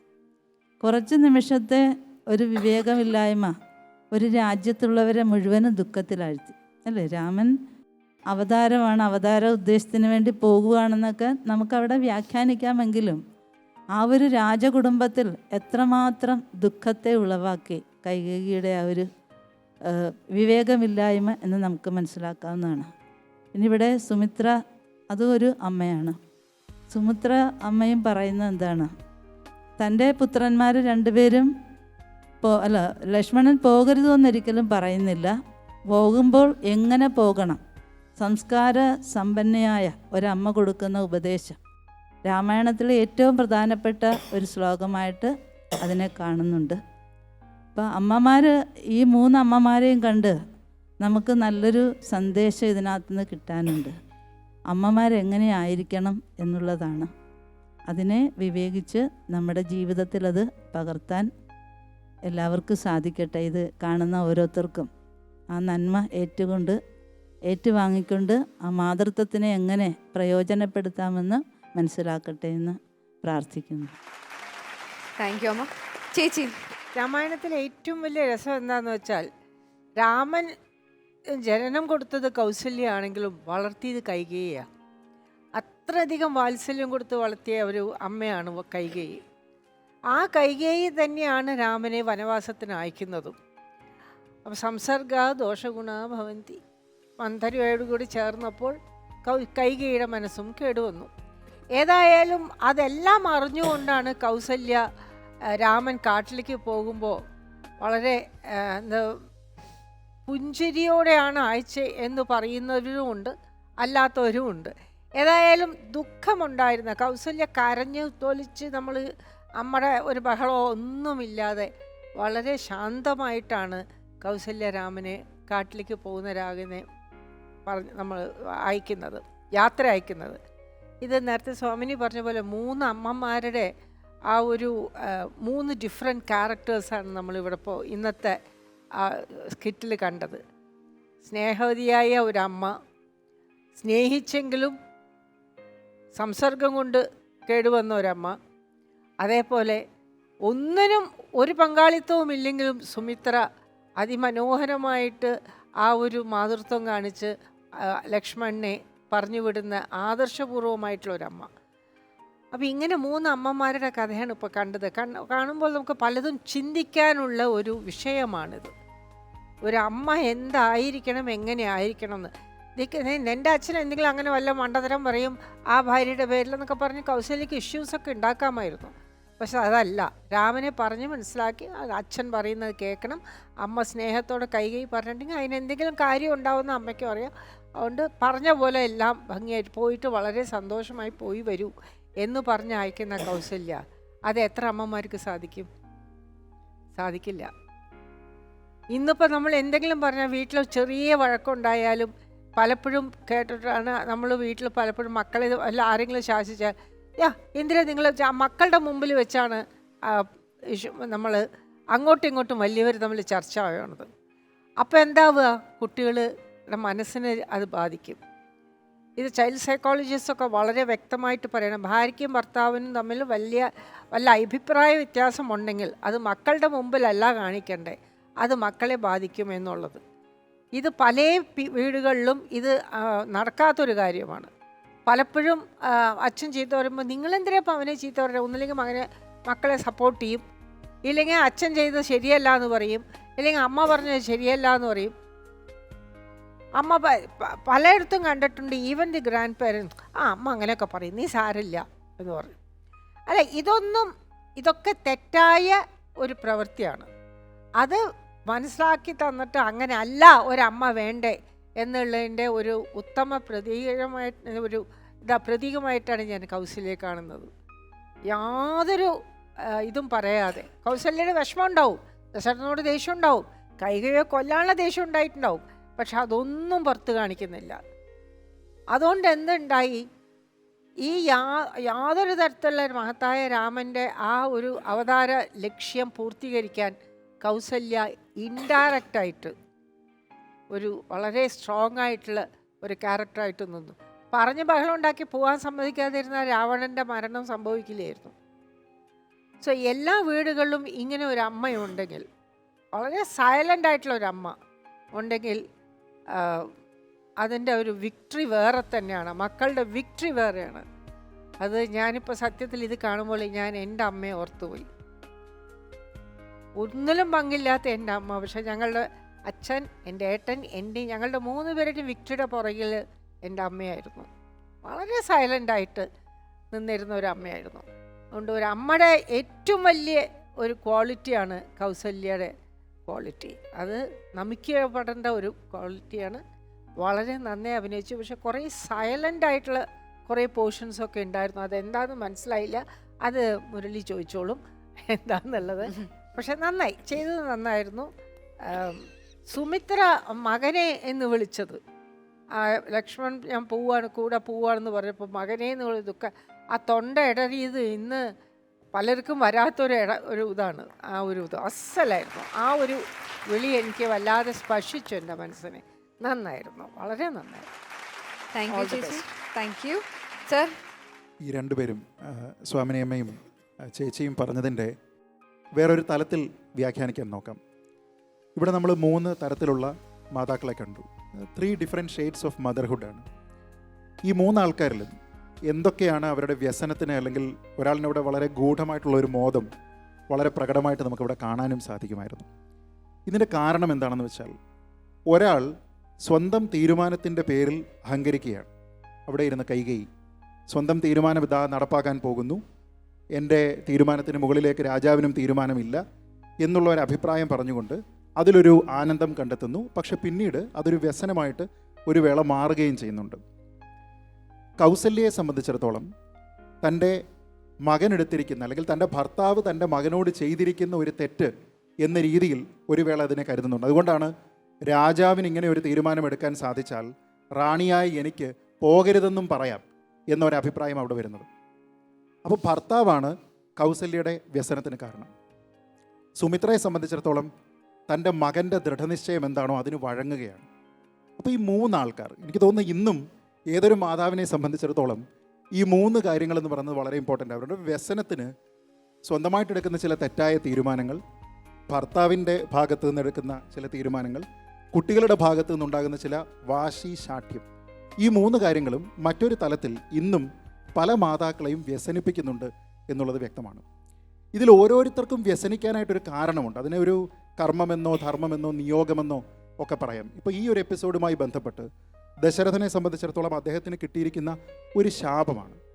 ആ ശാപം എന്ന് പറയുന്നത് പുത്രദുഃഖത്താൽ അദ്ദേഹം മരിക്കുമെന്നാണ്. അപ്പോൾ അതിന് ഒരു സംഭവം ഉണ്ടാകണം, ഉണ്ടായേ പറ്റുള്ളൂ, അത് വിധിയാണ്. അപ്പോൾ അതിൻ്റെ ഭാഗമായിട്ട് എന്താണ് ചെയ്യുക? ഏതോ ഒരു കാലത്ത് ഒരു വരം തൻ്റെ ഒരു ഭാര്യയ്ക്ക് കൊടുക്കുന്നു. ആ വരം മന്ദരയിലൂടെ അവരത് ഉപയോഗിക്കാനായിട്ട് ശ്രമിക്കുന്നു. അതിൻ്റെ ഭാഗമായിട്ട് അദ്ദേഹത്തിന് പണ്ടെടുത്തിരുന്ന ആ തീരുമാനം തെറ്റാണ് എന്ന് ബോധ്യമുള്ളപ്പോൾ പോലും അത് നടപ്പാക്കേണ്ടി വരികയാണ്. അപ്പോൾ അദ്ദേഹത്തിനെ സംബന്ധിച്ചിടത്തോളം അദ്ദേഹത്തിൻ്റെ കർമ്മം അതായി പോയതുകൊണ്ട് അദ്ദേഹത്തിന് വ്യസനിക്കാം. രാമനെ സംബന്ധിച്ചിടത്തോളം രാമൻ്റെ ജന്മത്തിനൊരു ഉദ്ദേശമുണ്ട്. അപ്പോൾ ആ ഉദ്ദേശം നടപ്പാക്കാൻ വേണ്ടിയിട്ട് ഈ ഒരു വേർപാടെന്ന് പറയുന്നത് അനിവാര്യമാണ്. അപ്പോൾ ഇത് അദ്ദേഹത്തെ സംബന്ധിച്ചിടത്തോളം ഒരു 14 വർഷത്തേക്കുള്ള ഒരു വ്യസനമാണ്. അത് അദ്ദേഹത്തിൻ്റെ ജന്മനിയോഗമാണ്. ലക്ഷ്മണനെ സംബന്ധിച്ചിടത്തോളം ജ്യേഷ്ഠനെ അനുഗമിക്കാൻ വേണ്ടി പോവുകയാണ്. അപ്പോൾ ആ വ്യസനം എന്ന് പറയുന്നത് ഒരു തരത്തിൽ അദ്ദേഹത്തിൻ്റെ തന്നെ കർമ്മമാണ്, അദ്ദേഹത്തിൻ്റെ ധർമ്മമാണ്. അങ്ങനെ ഓരോരുത്തരെ സംബന്ധിച്ചിടത്തോളം ഭരതനെ സംബന്ധിച്ചിടത്തോളം രാജ്യം ഭരിക്കാനായിട്ട് നിയോഗിക്കപ്പെടുന്നവനാണ്. അപ്പോൾ വിഷമമുണ്ട് എന്നുള്ളത് നമുക്കറിയാം. പക്ഷേ അതിനപ്പുറത്തേക്ക് അതും അയാളുടെ ധർമ്മമാണ്. ശത്രുഘ്നൻ സിമിലറായിട്ട് സഹോദരനെ അദ്ദേഹത്തിനൊരു കൈത്താങ്ങായിക്കൊണ്ട് അദ്ദേഹവും ഭരണത്തിലും മറ്റു കാര്യങ്ങളിലും സഹായിച്ച് പോവുക എന്ന് പറയുന്നതും കർമ്മമോ ധർമ്മമോ ഒക്കെ തന്നെയായി മാറുകയാണ്. ഓരോ അമ്മമാരിലും നിന്ന് കൗസല്യയ്ക്കുള്ള പ്രധാനപ്പെട്ട വ്യത്യാസം അവർ ചെയ്തിരിക്കുന്ന ഒരു തെറ്റും ഈ എപ്പിസോഡിൽ ഇല്ല എന്നുള്ളതാണ്. ഒരു തെറ്റും ചെയ്തിട്ടില്ല, ആർക്കും വരം കൊടുത്തിട്ടില്ല, ആരോടും വരം ചോദിച്ചിട്ടില്ല, ഭർത്താവിനോട് തെറ്റായിട്ടുള്ള അനീതിയായിട്ടുള്ള ഒരു കാര്യം ആവശ്യപ്പെട്ടിട്ടില്ല, ഒരു കാര്യത്തിലും ഒരു മക്കളോടും വേർതിരിവ് പോലും കാണിച്ചിട്ടില്ല. പക്ഷെ അവരെ സംബന്ധിച്ചിടത്തോളം ഈ പറയുന്ന നിസ്സഹായാവസ്ഥ എന്ന് പറയുന്നത് അവരുടെ വിധി എന്നതിന് അപ്പുറത്തേക്ക് നമുക്കൊരു കർമ്മമെന്നോ ധർമ്മമെന്നോ ഒന്നും തന്നെ പറയാനും കഴിയുകയില്ല. അപ്പോൾ അങ്ങനെ ഒരു വളരെ വ്യത്യസ്തമായിട്ടുള്ള ഷെയ്ഡുള്ള ഒരു ക്യാരക്ടറാണ്. നേരത്തെ ഞാൻ പറഞ്ഞതുമായി ബന്ധപ്പെടുത്തി പറഞ്ഞാൽ പുത്രദുഃഖത്താൽ മരിക്കുക എന്ന് പറഞ്ഞാൽ മരിച്ചപ്പോൾ ദശരഥൻ്റെ പെയിൻ അവസാനിച്ചു. പക്ഷെ കൗസല്യ ചെയ്തത് എന്താണ്? പുത്രദുഃഖത്താൽ നീ ജീവിക്കുക എന്ന് പറയുന്ന 14 വർഷം ജീവിക്കുക എന്ന് പറയുന്ന ശപിക്കാതെ കിട്ടിയ ഒരു ശാപം പേറിയ ഒരമ്മയാണ്. പുത്രദുഃഖത്താൽ മരിക്കുന്നത് ഭേദമാണ്, പുത്രദുഃഖത്താൽ ജീവിക്കുക എന്ന് പറയുന്നത് ഏറ്റവും വലിയ പെയിനാണ് എന്നുള്ളത് അങ്ങനെ മക്കളെ നഷ്ടപ്പെട്ടിട്ടിരിക്കുന്ന അനേകം അമ്മമാർക്കും അച്ഛന്മാർക്കും അറിയാവുന്ന ഒരു കാര്യം കൂടിയാണ്. അപ്പോൾ അതിൻ്റെ ആ ഒരു വേദന, അതിൻ്റെ ആ ഒരു വിങ്ങൽ എന്നൊക്കെ പറയുന്നത് പല രീതികളിൽ ഇവരിവിടെ അവതരിപ്പിച്ചു. അതിൽ പ്രത്യേകിച്ച് ഈ സുമിത്രയുടെ ഭാഗം, ആ ഡയലോഗ് ഡെലിവറി എന്നൊക്കെ പറയുന്നത് അതിഗംഭീരമായിരുന്നു. ബാക്കി കാര്യങ്ങളെപ്പറ്റി ശ്രീ മുരളിയേട്ടൻ സംസാരിക്കും. എല്ലാവർക്കും ഭാവുകങ്ങൾ നേരുന്നു. All the best. Thank you sir. Murali ചേട്ടാ? നന്നായിരുന്നു, നല്ല നല്ല നല്ല പെർഫോമൻസ് ആയിരുന്നു. എല്ലാവരും നന്നായിരുന്നു. ഫസ്റ്റ് ഓഫ് ഓൾ കാസ്റ്റിംഗ് നല്ല കാസ്റ്റിംഗ് ആണ്. എല്ലാവരുടെ കാസ്റ്റിങ്ങും നല്ലതാണ്. ആൻഡ് ഇൻട്രൊഡക്ഷൻ നന്നായിരുന്നു. രാമൻ, നവനീത് അല്ലേ? നവനീത്, ഞാനിതിൽ തുടങ്ങുന്നതിന് മുമ്പ് എഴുതി വെച്ചാണ് കേട്ടോ. നിങ്ങളുടെ ഈ പ്ലേ ഒക്കെ തുടങ്ങുന്നതിന് മുമ്പ് ഞാൻ എഴുതി വെച്ചാണ് രാമനാവാൻ വേണ്ടി മാത്രം ജനിച്ചൊരു കക്ഷിയാണ്. Your height and your nose and everything ഒരുപാട് നല്ല സ്കോപ്പ് ആ വഴിക്ക് കാണാം. അതുകൊണ്ട് ഇപ്പം ഈ ഹാർഡ് വർക്ക് ചെയ്യുന്ന പോലെ തന്നെ ഹാർഡ് വർക്ക് എല്ലാവരുടെയും ഹാർഡ് വർക്ക് കാണാനുണ്ടായിരുന്നു. അതുകൊണ്ടാണ് ഞാൻ പറയുന്നത് ആ വഴിക്കൊന്ന് പോയി കഴിഞ്ഞാൽ കുറച്ചുകൂടി നന്നായിരിക്കും എന്ന് എനിക്ക് തോന്നുന്നു. ഓക്കെ, മൊത്തം ഈ 3 പെൺകുട്ടികളോട് എനിക്ക് പറയാനുള്ളത്, എൻ്റെ മരുമകൾ, എൻ്റെ ചേച്ചിയുടെ മകളോട് ഞാൻ എപ്പോഴും പറയുന്നത്, ആ കുട്ടി അഭിനയിച്ചിട്ടൊന്നുമില്ല കേട്ടോ. പ്രശ്നം എന്ന് വെച്ചാൽ സാരി ഉടുക്കുമ്പോൾ ഞാനൊരു 10-28 രാജ്യങ്ങളിൽ സഞ്ചരിച്ച് ജോലി ചെയ്തിട്ടുള്ള ആളാണ്. സ്ത്രീകൾക്ക് ഏറ്റവും മനോഹരമായ ഡ്രസ്സ് എന്ന് പറയുന്നത് സാരിയാണെന്നാണ് എൻ്റെ വിശ്വാസം കേട്ടോ. എൻ്റെ പേഴ്സണൽ വിശ്വാസമാണ്, അതിനകത്ത് വേറെ ഇതൊന്നുമില്ല. ഈ സാരി ഉടുക്കുമ്പോൾ നിങ്ങൾ ഒന്ന് കോൺഷ്യസ് ആവണം. ഇഫ് യു ഗോ ദാറ്റ് അതിൻ്റെ ഒരു ഭംഗി നഷ്ടപ്പെടും. ഇപ്പം ഞാൻ എൻ്റെ ഷോൾഡർ സ്കൂപ്പ് ചെയ്തിരിക്കുകയാണ്. ആ സ്കൂപ്പ് ഒന്ന് പിടിച്ചാൽ, അപ്പോൾ ചേച്ചിയൊക്കെ നടക്കുന്നത് കണ്ടു കഴിഞ്ഞാൽ തന്നെ നമുക്ക് കണ്ടിരുന്നു പോകും. അപ്പോൾ സാരിക്ക് അങ്ങനത്തെ ഒരു പ്രത്യേകതയുണ്ട്. അതുകൊണ്ട് ഇത് നാടകത്തിലേക്കുള്ള നോട്ട്സ് അല്ല, ഭാവിയിൽ നിങ്ങൾ സാരി ഉടുക്കുക. കാരണം ചുരിദാറും ജീൻസും ഒന്നും ഇടുമ്പോൾ അതൊരു ഇഷ്യൂ അല്ല.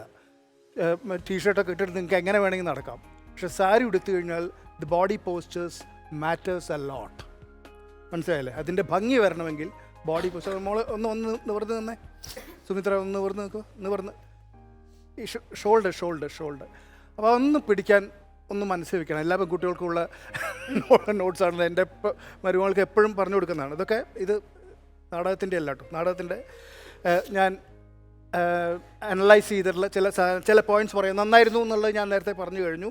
അതിൽ ഏറ്റവും നല്ല ചില പോയിൻറ്റ്സ് ഞാൻ എടുത്തു പറയാം.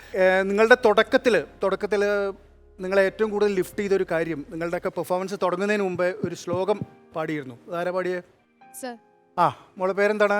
സാധിക മാധവി. സാധിക അസലായിരുന്നു കേട്ടോ, വളരെ നന്നായിരുന്നു. ശ്ലോകം മാത്രമല്ല, അതിനുശേഷമുള്ള ഒരു ഇൻട്രൊഡക്ഷനും ഇൻട്രോ പറഞ്ഞതും അവസാനത്തതും നന്നായിരുന്നു, വളരെ നന്നായിരുന്നു കേട്ടോ. Thank you sir. നല്ല ശബ്ദം കൊണ്ട് വളരെ എഫക്റ്റീവായിട്ട് ജോലി ചെയ്യാൻ പറ്റുന്ന ഒരാളായിരിക്കും സാധിക കേട്ടോ. Thank you sir. ഓക്കെ, സാധികയുടെ ഇൻട്രൊഡക്ഷൻ എനിക്ക് തോന്നി തുടങ്ങാൻ കുറച്ചുകൂടി നല്ല പിക്ചറായിരുന്നു കേട്ടോ. 3 അമ്മമാരെ, 3 ഡിഫറെൻറ്റ് ആറ്റിറ്റ്യൂഡുള്ള 3 അമ്മമാരെ നമ്മൾ കണ്ടുകൊണ്ടിരിക്കുന്നു. പക്ഷേ ഒരു പൊടിക്ക് ഒന്ന് ലാഗ് ചെയ്തോ എന്നെനിക്കൊരു സംശയം. ലാഗ് എന്ന് പറഞ്ഞാൽ ഒന്ന് ഇഴഞ്ഞോ എന്നൊരു സംശയം. അത് 1-2 പ്രാവശ്യം വീണ്ടും വന്നിട്ടുണ്ട്. അതാണ് ചേച്ചി ചോദിച്ച ഒന്ന് ലാഗ് ചെയ്തു അത്. പക്ഷേ നിങ്ങളുടെ ശ്രീരാമനും ലക്ഷ്മണനും വന്നിട്ടുള്ള ആ കൈകയോടുള്ള അമ്മയോടുള്ള ഇതുണ്ടല്ലോ, വളരെ നന്നായിരുന്നു. നല്ല കോർഡിനേഷൻ ഉണ്ടായിരുന്നു അതിൽ. ഇറ്റ് ഈസ് നടന്ന് വന്ന് കൗസല്യയുടെ അടുത്ത് പോയി നിന്ന് സംസാരം തുടങ്ങിയതും രണ്ടുപേരും ഒന്നിച്ച് തുടങ്ങിയതും വളരെ നന്നായിരുന്നു. അത് പെർഫെക്റ്റ് ആവുന്നത് റിഹേഴ്സലിലൂടെ തന്നെയാണ്. എത്ര റിഹേഴ്സൽ ചെയ്തു? കുറേ എന്ന് പറഞ്ഞാൽ ഒരാഴ്ച കണ്ടിന്യൂസ് ആയിട്ട്. Very good. അതാണ് അതിൻ്റെ വ്യത്യാസം എന്ന് പറയുന്നത്. Otherwise you won't get it. നിങ്ങൾ ചിലപ്പോൾ ഒരാളൊന്നും മുമ്പേ തുടങ്ങാം, ഒരാളൊന്നും പിന്നെ തുടങ്ങാം, ഒന്നുമില്ല. വളരെ കറക്റ്റായിരുന്നു. രണ്ടുപേരും ഇങ്ങനെയാണ് നിൽക്കുന്നത്, രണ്ടുപേരും ഡയലോഗ് തുടങ്ങി നന്നായി. ആൻഡ് ദാറ്റ് ഈസ് ആ റിഹേഴ്സലിൻ്റെ ഫലമാണ് കാണിക്കുന്നത്. പിന്നെ ഇതിൽ ഏറ്റവും ഡിഫിക്കൽട്ട് റോൾ എന്ന് പറയുന്നത് കൈകേയിയുടെ റോളായിരുന്നു. എന്താ കാര്യം എന്ന് വെച്ചാൽ, പലരും വിചാരിക്കും എനിക്ക് ആ നാടകത്തിലൊന്നും ചെയ്യാനില്ല, അതെന്തേ ആകെ ഒരു ഡയലോഗേ ഉള്ളൂ സാർ എന്ന് പറയും. ഈ ഡയലോഗിലല്ല കാര്യം. നിങ്ങൾ ഡയലോഗ് പറയുമ്പോൾ മാത്രമല്ല അഭിനയിക്കുന്നത്. ഒരു നാടകം തുടങ്ങി അതിൻ്റെ അവസാനം വരെ, നാടകം അവസാനിക്കുന്നത് വരെ നിങ്ങൾ അഭിനയിക്കുന്നുണ്ട്. ഷോർട്ടിലാണെങ്കിൽ, സിനിമയിലോ സീരിയലിലോ ഒക്കെ ഷോർട്ടിലാണെങ്കിൽ ഷോർട്ട് ആക്ഷൻ തുടങ്ങി കട്ട് പറയുന്നിടം വരെ you are acting in it or reacting in it. മനസ്സിലായില്ലേ? അപ്പോൾ കൈകൈക്ക് നല്ല മാർക്ക് ഞാൻ തരുന്നത്, through out I could read your thoughts.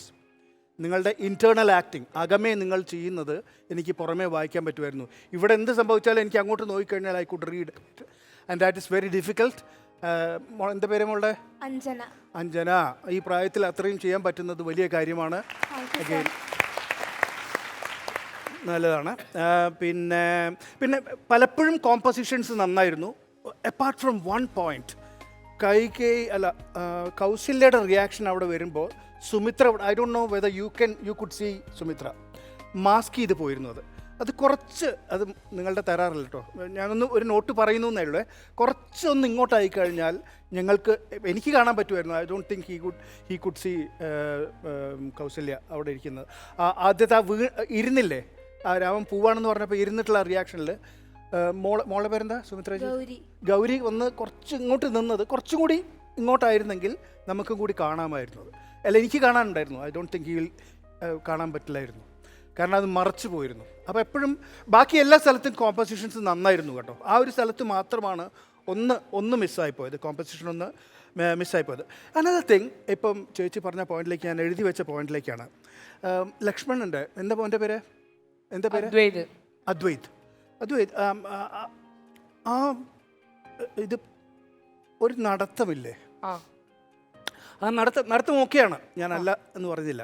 ആ നടത്തത്തിൽ അവിടെയാണ് ലാഗ് വരുന്നത്. വൈ യു ആർ വാക്കിംഗ് എന്നുള്ളത് നമുക്ക് തോന്നുന്നുണ്ട്. അപ്പോൾ ഇപ്പം നടക്കാൻ ഒരു ഡയറക്ടർ പറഞ്ഞു എന്ന് വിചാരിക്കും, I want you to walk from here and from അവിടെ നിന്ന് അങ്ങോട്ട് നടന്ന് അവർ തിരിച്ചങ്ങോട്ട് നടക്കണം, തിരിച്ചങ്ങോട്ട് നടക്കണം എന്നൊക്കെ പറഞ്ഞു കഴിഞ്ഞാൽ ആ നടത്തത്തിനൊരു മോട്ടിവേഷൻ നമ്മൾ കണ്ടെത്തണം. കണ്ടെത്തിയിട്ടില്ലെങ്കിൽ you can always ask the director why should I walk. മനസ്സിലായില്ലേ? ഇപ്പം എന്താണെന്ന് വെച്ചാൽ ആ നടക്കാൻ പറഞ്ഞുകൊണ്ട് നടന്ന പോലെ തോന്നി. മനസ്സിലായി?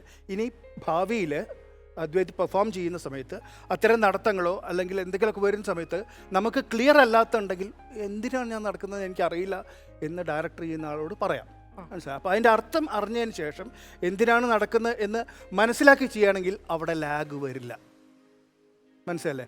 ഇപ്പോൾ ലാഗ് വരാൻ കാരണം വെച്ചാൽ നമുക്ക് മനസ്സിലാവുന്നില്ല ഇത് എന്തിനാണ് നടക്കുന്നത്. ആക്ച്വലി പിന്നെ നമ്മൾ ഉണ്ടാക്കിയെടുക്കാം, ദേഷ്യം വന്നിട്ടാണ് എന്നുള്ളതൊക്കെ നമുക്ക് ഉണ്ടാക്കിയെടുക്കാം. പക്ഷേ you should have it inside you. മനസ്സിലായ ദേഷ്യം ഉള്ളിൽ വന്നിട്ട് വേണം നടന്ന് and then you come out with your lines. മനസ്സിലായല്ലേ? ഓക്കെ. അതൊന്ന് മലയാളം അക്ഷരം എന്ന് എഴുതി വെച്ചിട്ടുണ്ട് ഞാൻ. അത് അക്ഷരശുദ്ധി അത്യാവശ്യമാണ്, അത് വേണം. And the last notice very good monologue. ഇവരൊക്കെ പറഞ്ഞു കഴിഞ്ഞു, നല്ല കാര്യമാണ് പറയുന്നത്, ഞെട്ടല്ലേ?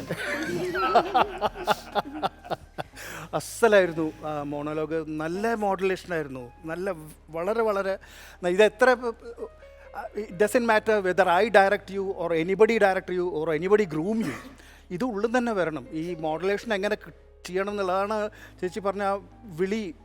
മോനെ വിളിച്ചത് തൊട്ട് ആ മോണോലോഗ് ഇത്തിരി പ്രയാസമുള്ളൊരു മോണോലോഗാണത്. അത് വളരെ നന്നായിട്ട് മോളത് മോഡുലേറ്റ് ചെയ്ത് കൊണ്ടുപോയി.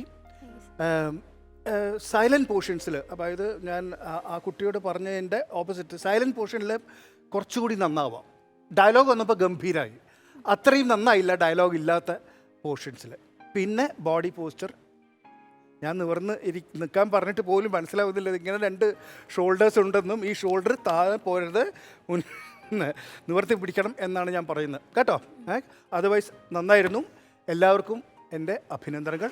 Very good. താങ്ക് യു ചേട്ടാ. ഹെബ്ബാർജി? നല്ല രസമായിരുന്നു കാണാൻ.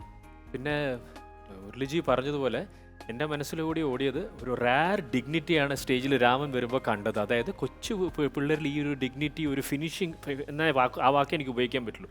നമ്മളിങ്ങനെ കണ്ടുപോകുമ്പോൾ മോനെ അസലായിട്ടുണ്ട്. എല്ലാവരും രസമായിരുന്നു. പിന്നെ മുരളിജി എടുത്തു പറഞ്ഞ കോമ്പോസിഷൻ എന്താ അറിയോ പറഞ്ഞത്, നിങ്ങൾ ഓരോ ചില പൊസിഷൻസ് പിടിക്കുമ്പോൾ നിങ്ങളൊരു ഛായാചിത്രം പോലെ ഉണ്ടായിരുന്നു, പെയിൻറ്റിങ് പോലെ ഉണ്ടായിരുന്നു. പല ഇതുപോലുള്ള ഡ്രാമകൾ നമ്മൾ പലപ്പോഴും അത് എക്സ്പെക്റ്റ് ചെയ്യാറുണ്ട്.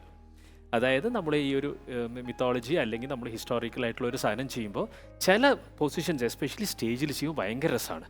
പിന്നെ മുരളിജി വിത്ത് യുവർ പെർമിഷൻ, എൻ്റെ if you correct me if I M wrong, ആ ത്രൂ ഔട്ട് ഒരു മ്യൂസിക് ഉണ്ടായിരുന്നല്ലോ, പിന്നെ ഒരു ചെറിയ ഓറിയൻ്റൽ ടച്ച് ഫീൽ ചെയ്തു. അവരുടെ മനസ്സിലൂടെ ഓടിയത് എന്താ പറഞ്ഞാൽ നമ്മുടെ ഈ ഐതിഹ്യങ്ങൾ ഇന്ത്യ വിട്ട് പുറത്തു പോയി എന്നുണ്ടെങ്കിൽ ബാലിയിലും കംബോഡിയയിലും ഒക്കെയാണ് കാണുന്നത്. അറിഞ്ഞോ അറിയാതെയോ, ഇത് ഞാൻ പറയാൻ വേണ്ടി പറഞ്ഞതല്ല, എനിക്ക് അപ്പോൾ ശരിക്കും ഫീൽ ചെയ്തതാണ്. ആ മ്യൂസിക്കും ഈ ഒരു കമ്പോസിഷൻസും കൂടി വന്നപ്പോൾ അവിടെ കണ്ടുവരുന്ന ചില ഡാൻസ് ഡ്രാമാസിൽ വരുന്ന ചെറിയ തായ് ഡാൻസിൻ്റെ അതിൽ വരുന്ന നമ്മുടെ ഇവിടുന്ന് പോയിട്ടുള്ള കൾച്ചർ ഇൻഫ്ലുവൻസ് ചെയ്തിട്ട് ഈസ്റ്റ് ഏഷ്യയിൽ ഉണ്ടായ കൾച്ചറിൻ്റെ കുറേ ഇൻഫ്ലുവൻസ് അത് നിങ്ങൾ പ്ലാൻ ചെയ്തിട്ടായിരിക്കില്ല, പക്ഷെ ആ മ്യൂസിക് ഭയങ്കരമായിട്ട് അതിനെ ആ ഒരു ടൈപ്പ് ഓഫ് ഫീൽ വന്നിട്ടുണ്ടായിരുന്നു. നല്ല പോയിന്റാണ് അത്. അത് നമ്മൾ കുറെ മുമ്പേ ഒരു സാധനം കണ്ടതിൽ വെസ്റ്റേൺ മ്യൂസിക് വന്നപ്പോൾ അത് അങ്ങോട്ട് ചേരാതെ പോയി. ഇത് ഞാൻ തുടങ്ങിയ കാരണം this is Asian and east Asian and ഇതിലൊരു ലിങ്ക് ഉണ്ടല്ലോ. ഇതൊരു യൂണിവേഴ്സൽ തീമാണ് നമ്മളോട് രാമായണയിലും മഹാഭാരതത്തിലും നമ്മൾ എപ്പോഴും പറയാറുള്ളതാണ്. ഇനി പറയാൻ കഥകളില്ല. മഹാഭാരതം രാമായണം എടുത്തു കഴിഞ്ഞാൽ ലോകത്തുള്ള എല്ലാ കഥകളും എല്ലാ ടൈപ്പ് ഓഫ് റിലേഷൻഷിപ്സും എല്ലാ ജെൻഡർ ഇഷ്യൂസും എല്ലാം വന്നു എന്നുള്ളത്. അപ്പോൾ ഇത് വേറെ കാര്യമാണ്. പക്ഷെ നിങ്ങൾ അറിഞ്ഞോ അറിയാതെയോ നമ്മളെ തായ്ലാൻഡിലേക്കും കംബോഡിയയിലേക്കും ഒക്കെ കൊണ്ടുപോയി, ബാലിയിലേക്കൊക്കെ കേട്ടോ. അസല എല്ലാവരും രസമായിരുന്നു. Thank you Hebbarji. ശരത്തേട്ടോ? എനിക്ക് മകളെ, ആ മകനെ എന്നുള്ളൊരു വിളി ഒരു പ്രാവശ്യം കൂടി ഒന്ന് കേൾക്കാൻ പറ്റുമോ? അതാണ് എൻ്റെ ആഗ്രഹം. മകനെ എന്നൊന്ന് വിളിക്കൂ. മകനെ. ആ പറഞ്ഞ ബാക്കി കൂടി കേൾക്കട്ടെ. മകനെ, നീ രാമനെ സ്വന്തം പിതാവായ ദശരഥനായി കാണുക. സീതയെ എന്നെ പോലെ മാതാവായി കാണുക.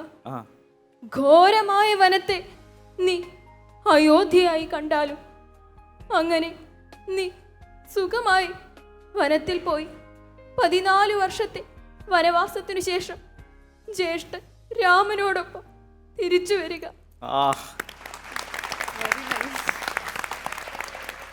നിർത്തരുത്. ഈ ഗുരുനാഥന്മാരൊക്കെ പറയണ പോലെ എന്താ പറയുക, അഭിനയം നിർത്തരുത്. നിങ്ങൾക്ക് എല്ലാവർക്കും കഴിവുണ്ട്, അത് കണ്ടിന്യൂ ചെയ്യുക. ഓക്കെ, അത് മാത്രമേ ഉള്ളൂ എൻ്റെ ആശംസകൾ കേട്ടോ. All the very best. Thank you ശരത്തേട്ടാ. മൃദുല?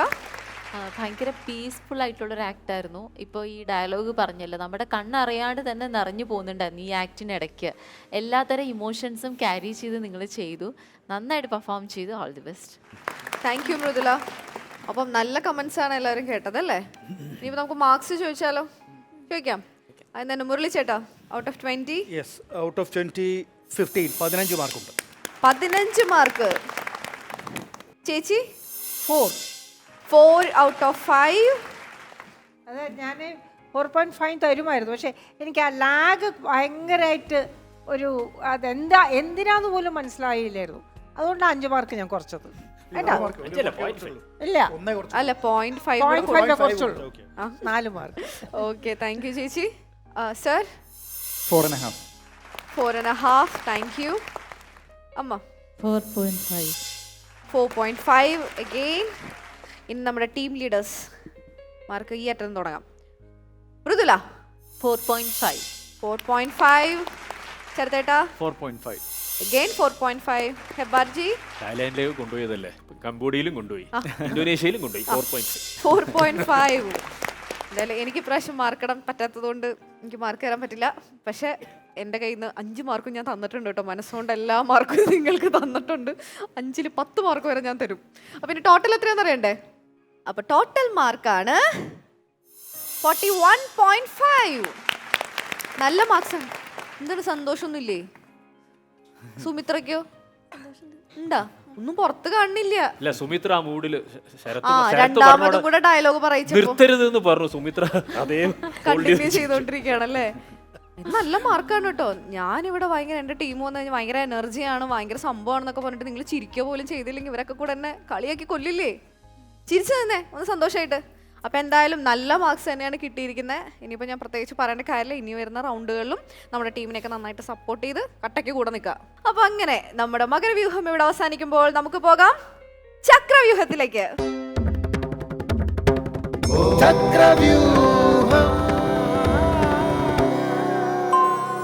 അങ്ങനെ നിങ്ങളുടെയും നമ്മുടെയൊക്കെ ഒരു പേഴ്സണൽ ഫേവറേറ്റ് റൗണ്ടും കൂടെയാണ് ഇനി നമ്മൾ കാണാൻ പോകുന്ന ചക്രവ്യൂഹം അല്ലേ? യെസ്. അപ്പം ശരത്തേട്ടാ, ചക്രവ്യൂഹത്തിൽ ആരാണെന്ന് വരുന്നത് അംഗരാജ്യത്ത് നിന്ന്? അംഗരാജ്യത്തെ അമൃത വിദ്യാലയം, നമ്മുടെ പാലക്കാടുള്ള അമൃത വിദ്യാലയത്തിലെ അനന്തകൃഷ്ണയാണ് വരുന്നത്. അനന്തകൃഷ്ണ. അപ്പൊ നമുക്ക് സ്നേഹത്തോടെ സ്വാഗതം ചെയ്യാം അനന്തകൃഷ്ണ.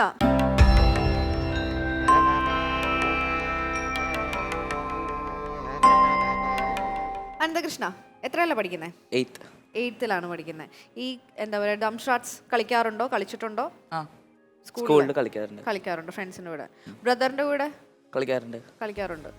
പണ്ട് കളിക്കാറുണ്ട്, ഇപ്പൊ അധികം. ഇപ്പൊ 8ാം ക്ലാസ് ഒക്കെ ആയപ്പോഴത്തേനും ഞാൻ ഇച്ചിരി മുതിർന്നു. അല്ല, അവൻ കളിക്കാറില്ല. അവൻ കളിക്കാറില്ലേ? അവൻ എത്രാം ക്ലാസ്സിലാ? 11th. അപ്പൊ അവൻ മുതിർന്നോണ്ടാണ് കളിക്കാതെ, ഇവൻ മുതിർന്നോണ്ടല്ല അല്ലേ? സമയമില്ല ചേട്ടൻ ഇപ്പൊ കളിക്കാൻ. വളരെ മോശമായി പോയല്ലോ. അപ്പൊ എന്തെങ്കിലുമൊക്കെ പറഞ്ഞ് ഇപ്പം ഈ ഒരു സെഗ്മെന്റ് വന്നപ്പം പറഞ്ഞില്ലേ? പറഞ്ഞു. അപ്പൊ ആരാ സപ്പോർട്ട് ചെയ്യാൻ വരുന്നത്? ബ്രദറാണ് വരുന്നത്. ഈ പറയുന്ന കക്ഷി തന്നെയാണ് വരുന്നത്. അപ്പൊ ആ സമയത്ത് അപ്പൊ എന്താ പറഞ്ഞേ? കളിക്കില്ല എന്ന് ആദ്യം പറഞ്ഞോ? ഇല്ല, കളിക്കാൻ തന്നെയാ പറഞ്ഞത്. പക്ഷെ ബാക്കിയുള്ള നമുക്ക് ഈ സിനിമാ പേര് വെച്ചിട്ടുള്ള കളികളൊന്നും നമുക്ക് വലിയ താല്പര്യമൊന്നുമില്ല. നമുക്ക് വേണമെങ്കിൽ ഇതുപോലത്തെ വല്ല സീരിയസ് കാര്യങ്ങളൊക്കെ ആണെങ്കിൽ ഇടപെടാം. അതല്ലെങ്കിൽ മോൻ തന്നെ കളിച്ചോ, സ്കൂളിലൊക്കെ പോയിട്ടല്ലേ? ചേട്ടനെ നമുക്കൊന്ന് വിളിച്ചൊന്ന് ഉപദേശിച്ചു വിടണം. അനിയന്മാരുടെ കൂടെ ഒക്കെ കളിക്കണം അല്ലേ? ചേട്ടൻ വലുതായിട്ട് അനിയൻ വലുതായിട്ടില്ല. അനിയൻ ആ പ്രായത്തും അനിയൻ നിർത്തിക്കോളും. വിളിച്ചാലോ ചേട്ടനെ? ചേട്ടൻ പേരെന്താ? സായി കൃഷ്ണ. യെസ്. അപ്പൊ നമുക്ക് സ്വാഗതം ചെയ്യാം സായി കൃഷ്ണ.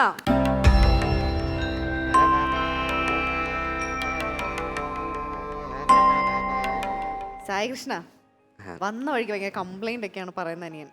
ഇതെങ്ങനെ +1 ആയപ്പോഴത്തേനും ഡംസ് ഷാട്സ് ഒക്കെ കളിക്കല് നിർത്തിയത്? കടിപിടി കൂടിപ്പിക്കില്ലേ? കടിപിടി കൂടുതലല്ല, ഞാൻ വളരെ ശാന്തമായിട്ട് പ്രശ്നങ്ങൾ രമ്യമായിട്ട് പരിഹരിക്കുകയാണ് ചേച്ചി. അതായത് ഈ കുട്ടിയുടെ ഒരു വേദന നമ്മൾ മനസ്സിലാക്കണം. കുട്ടിക്ക് വീട്ടിൽ കളിക്കാൻ ആളില്ല അല്ലേ?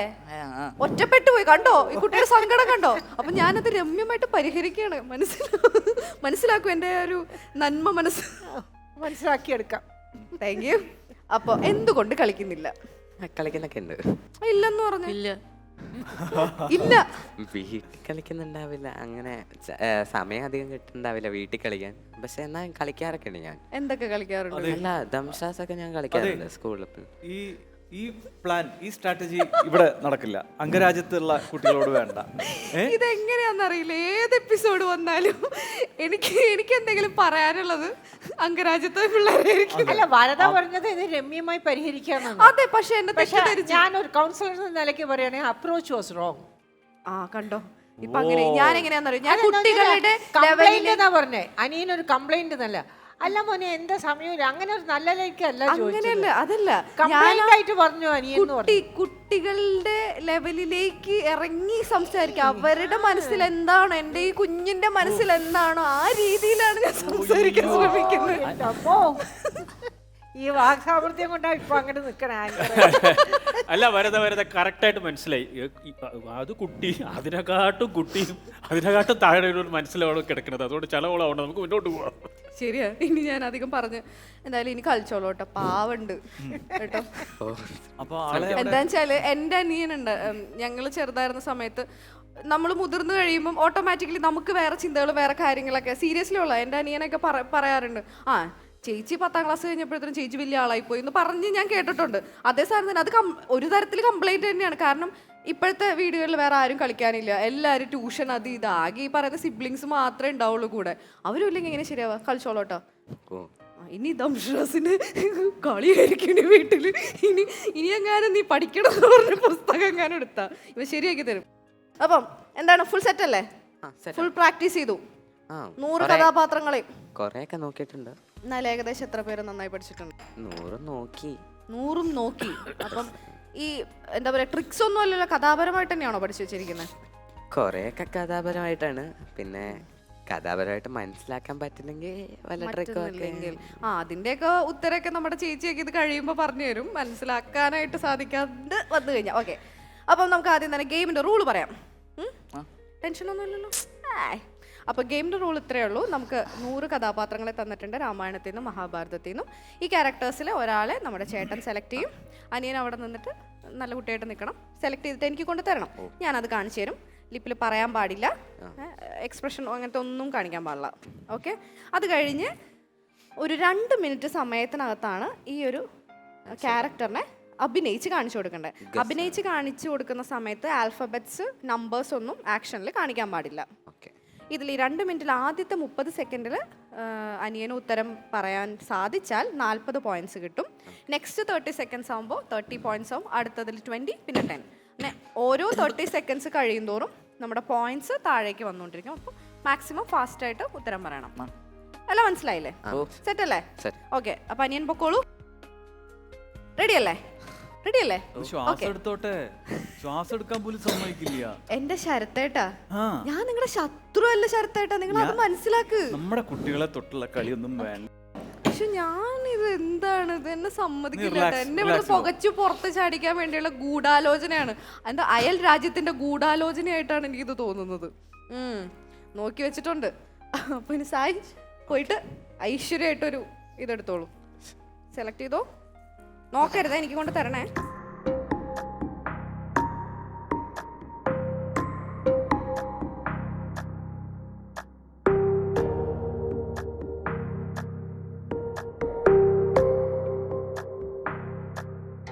അപ്പൊ റെഡി അല്ലേ? Your time starts now.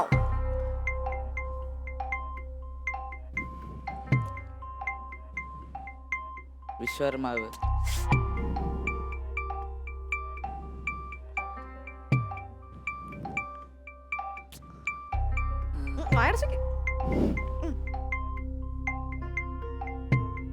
ഏട്ടനെ തന്നെ നോക്കും.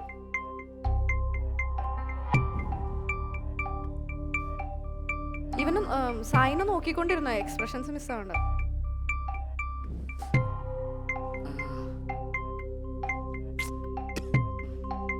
വേറെന്തെങ്കിലും എക്സ്ട്രാ ആക്ഷൻസ്?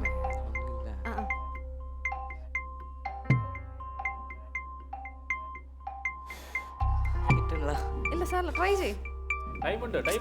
നീ ഇതാവല്ലേ, ഇത് നോക്കിയിട്ട് സമയമുണ്ട്, ആലോചിച്ച് സമാധാനത്തിൽ മതി. ഒന്നുകൂടെ ആക്ഷൻ കാണിച്ച് അനന്ത് നോക്ക്.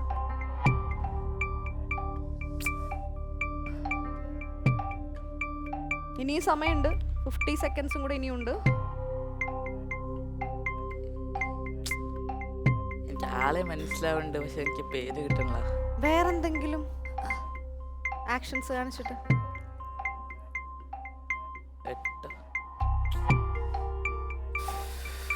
വേറെന്തെങ്കിലും ആ ഒരു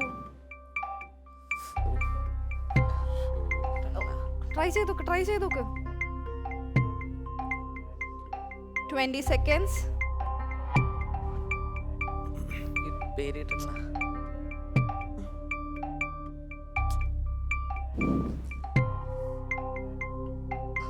വായനക്കല്ലേ? 5 4 3 2 1 ടൈം ഔട്ട്. സാരില്ല, ബാ ആനന്ദ്. അപ്പം ആരായിരുന്നു? ശുക്രാചാര്യർ. ശുക്രാചാര്യ. എനിക്ക് ആളെ മനസ്സിലായി, പക്ഷെ പേരോ സാരില്ല. ആവശ്യടാ, സാരില്ല, അത് പ്രശ്നമില്ല.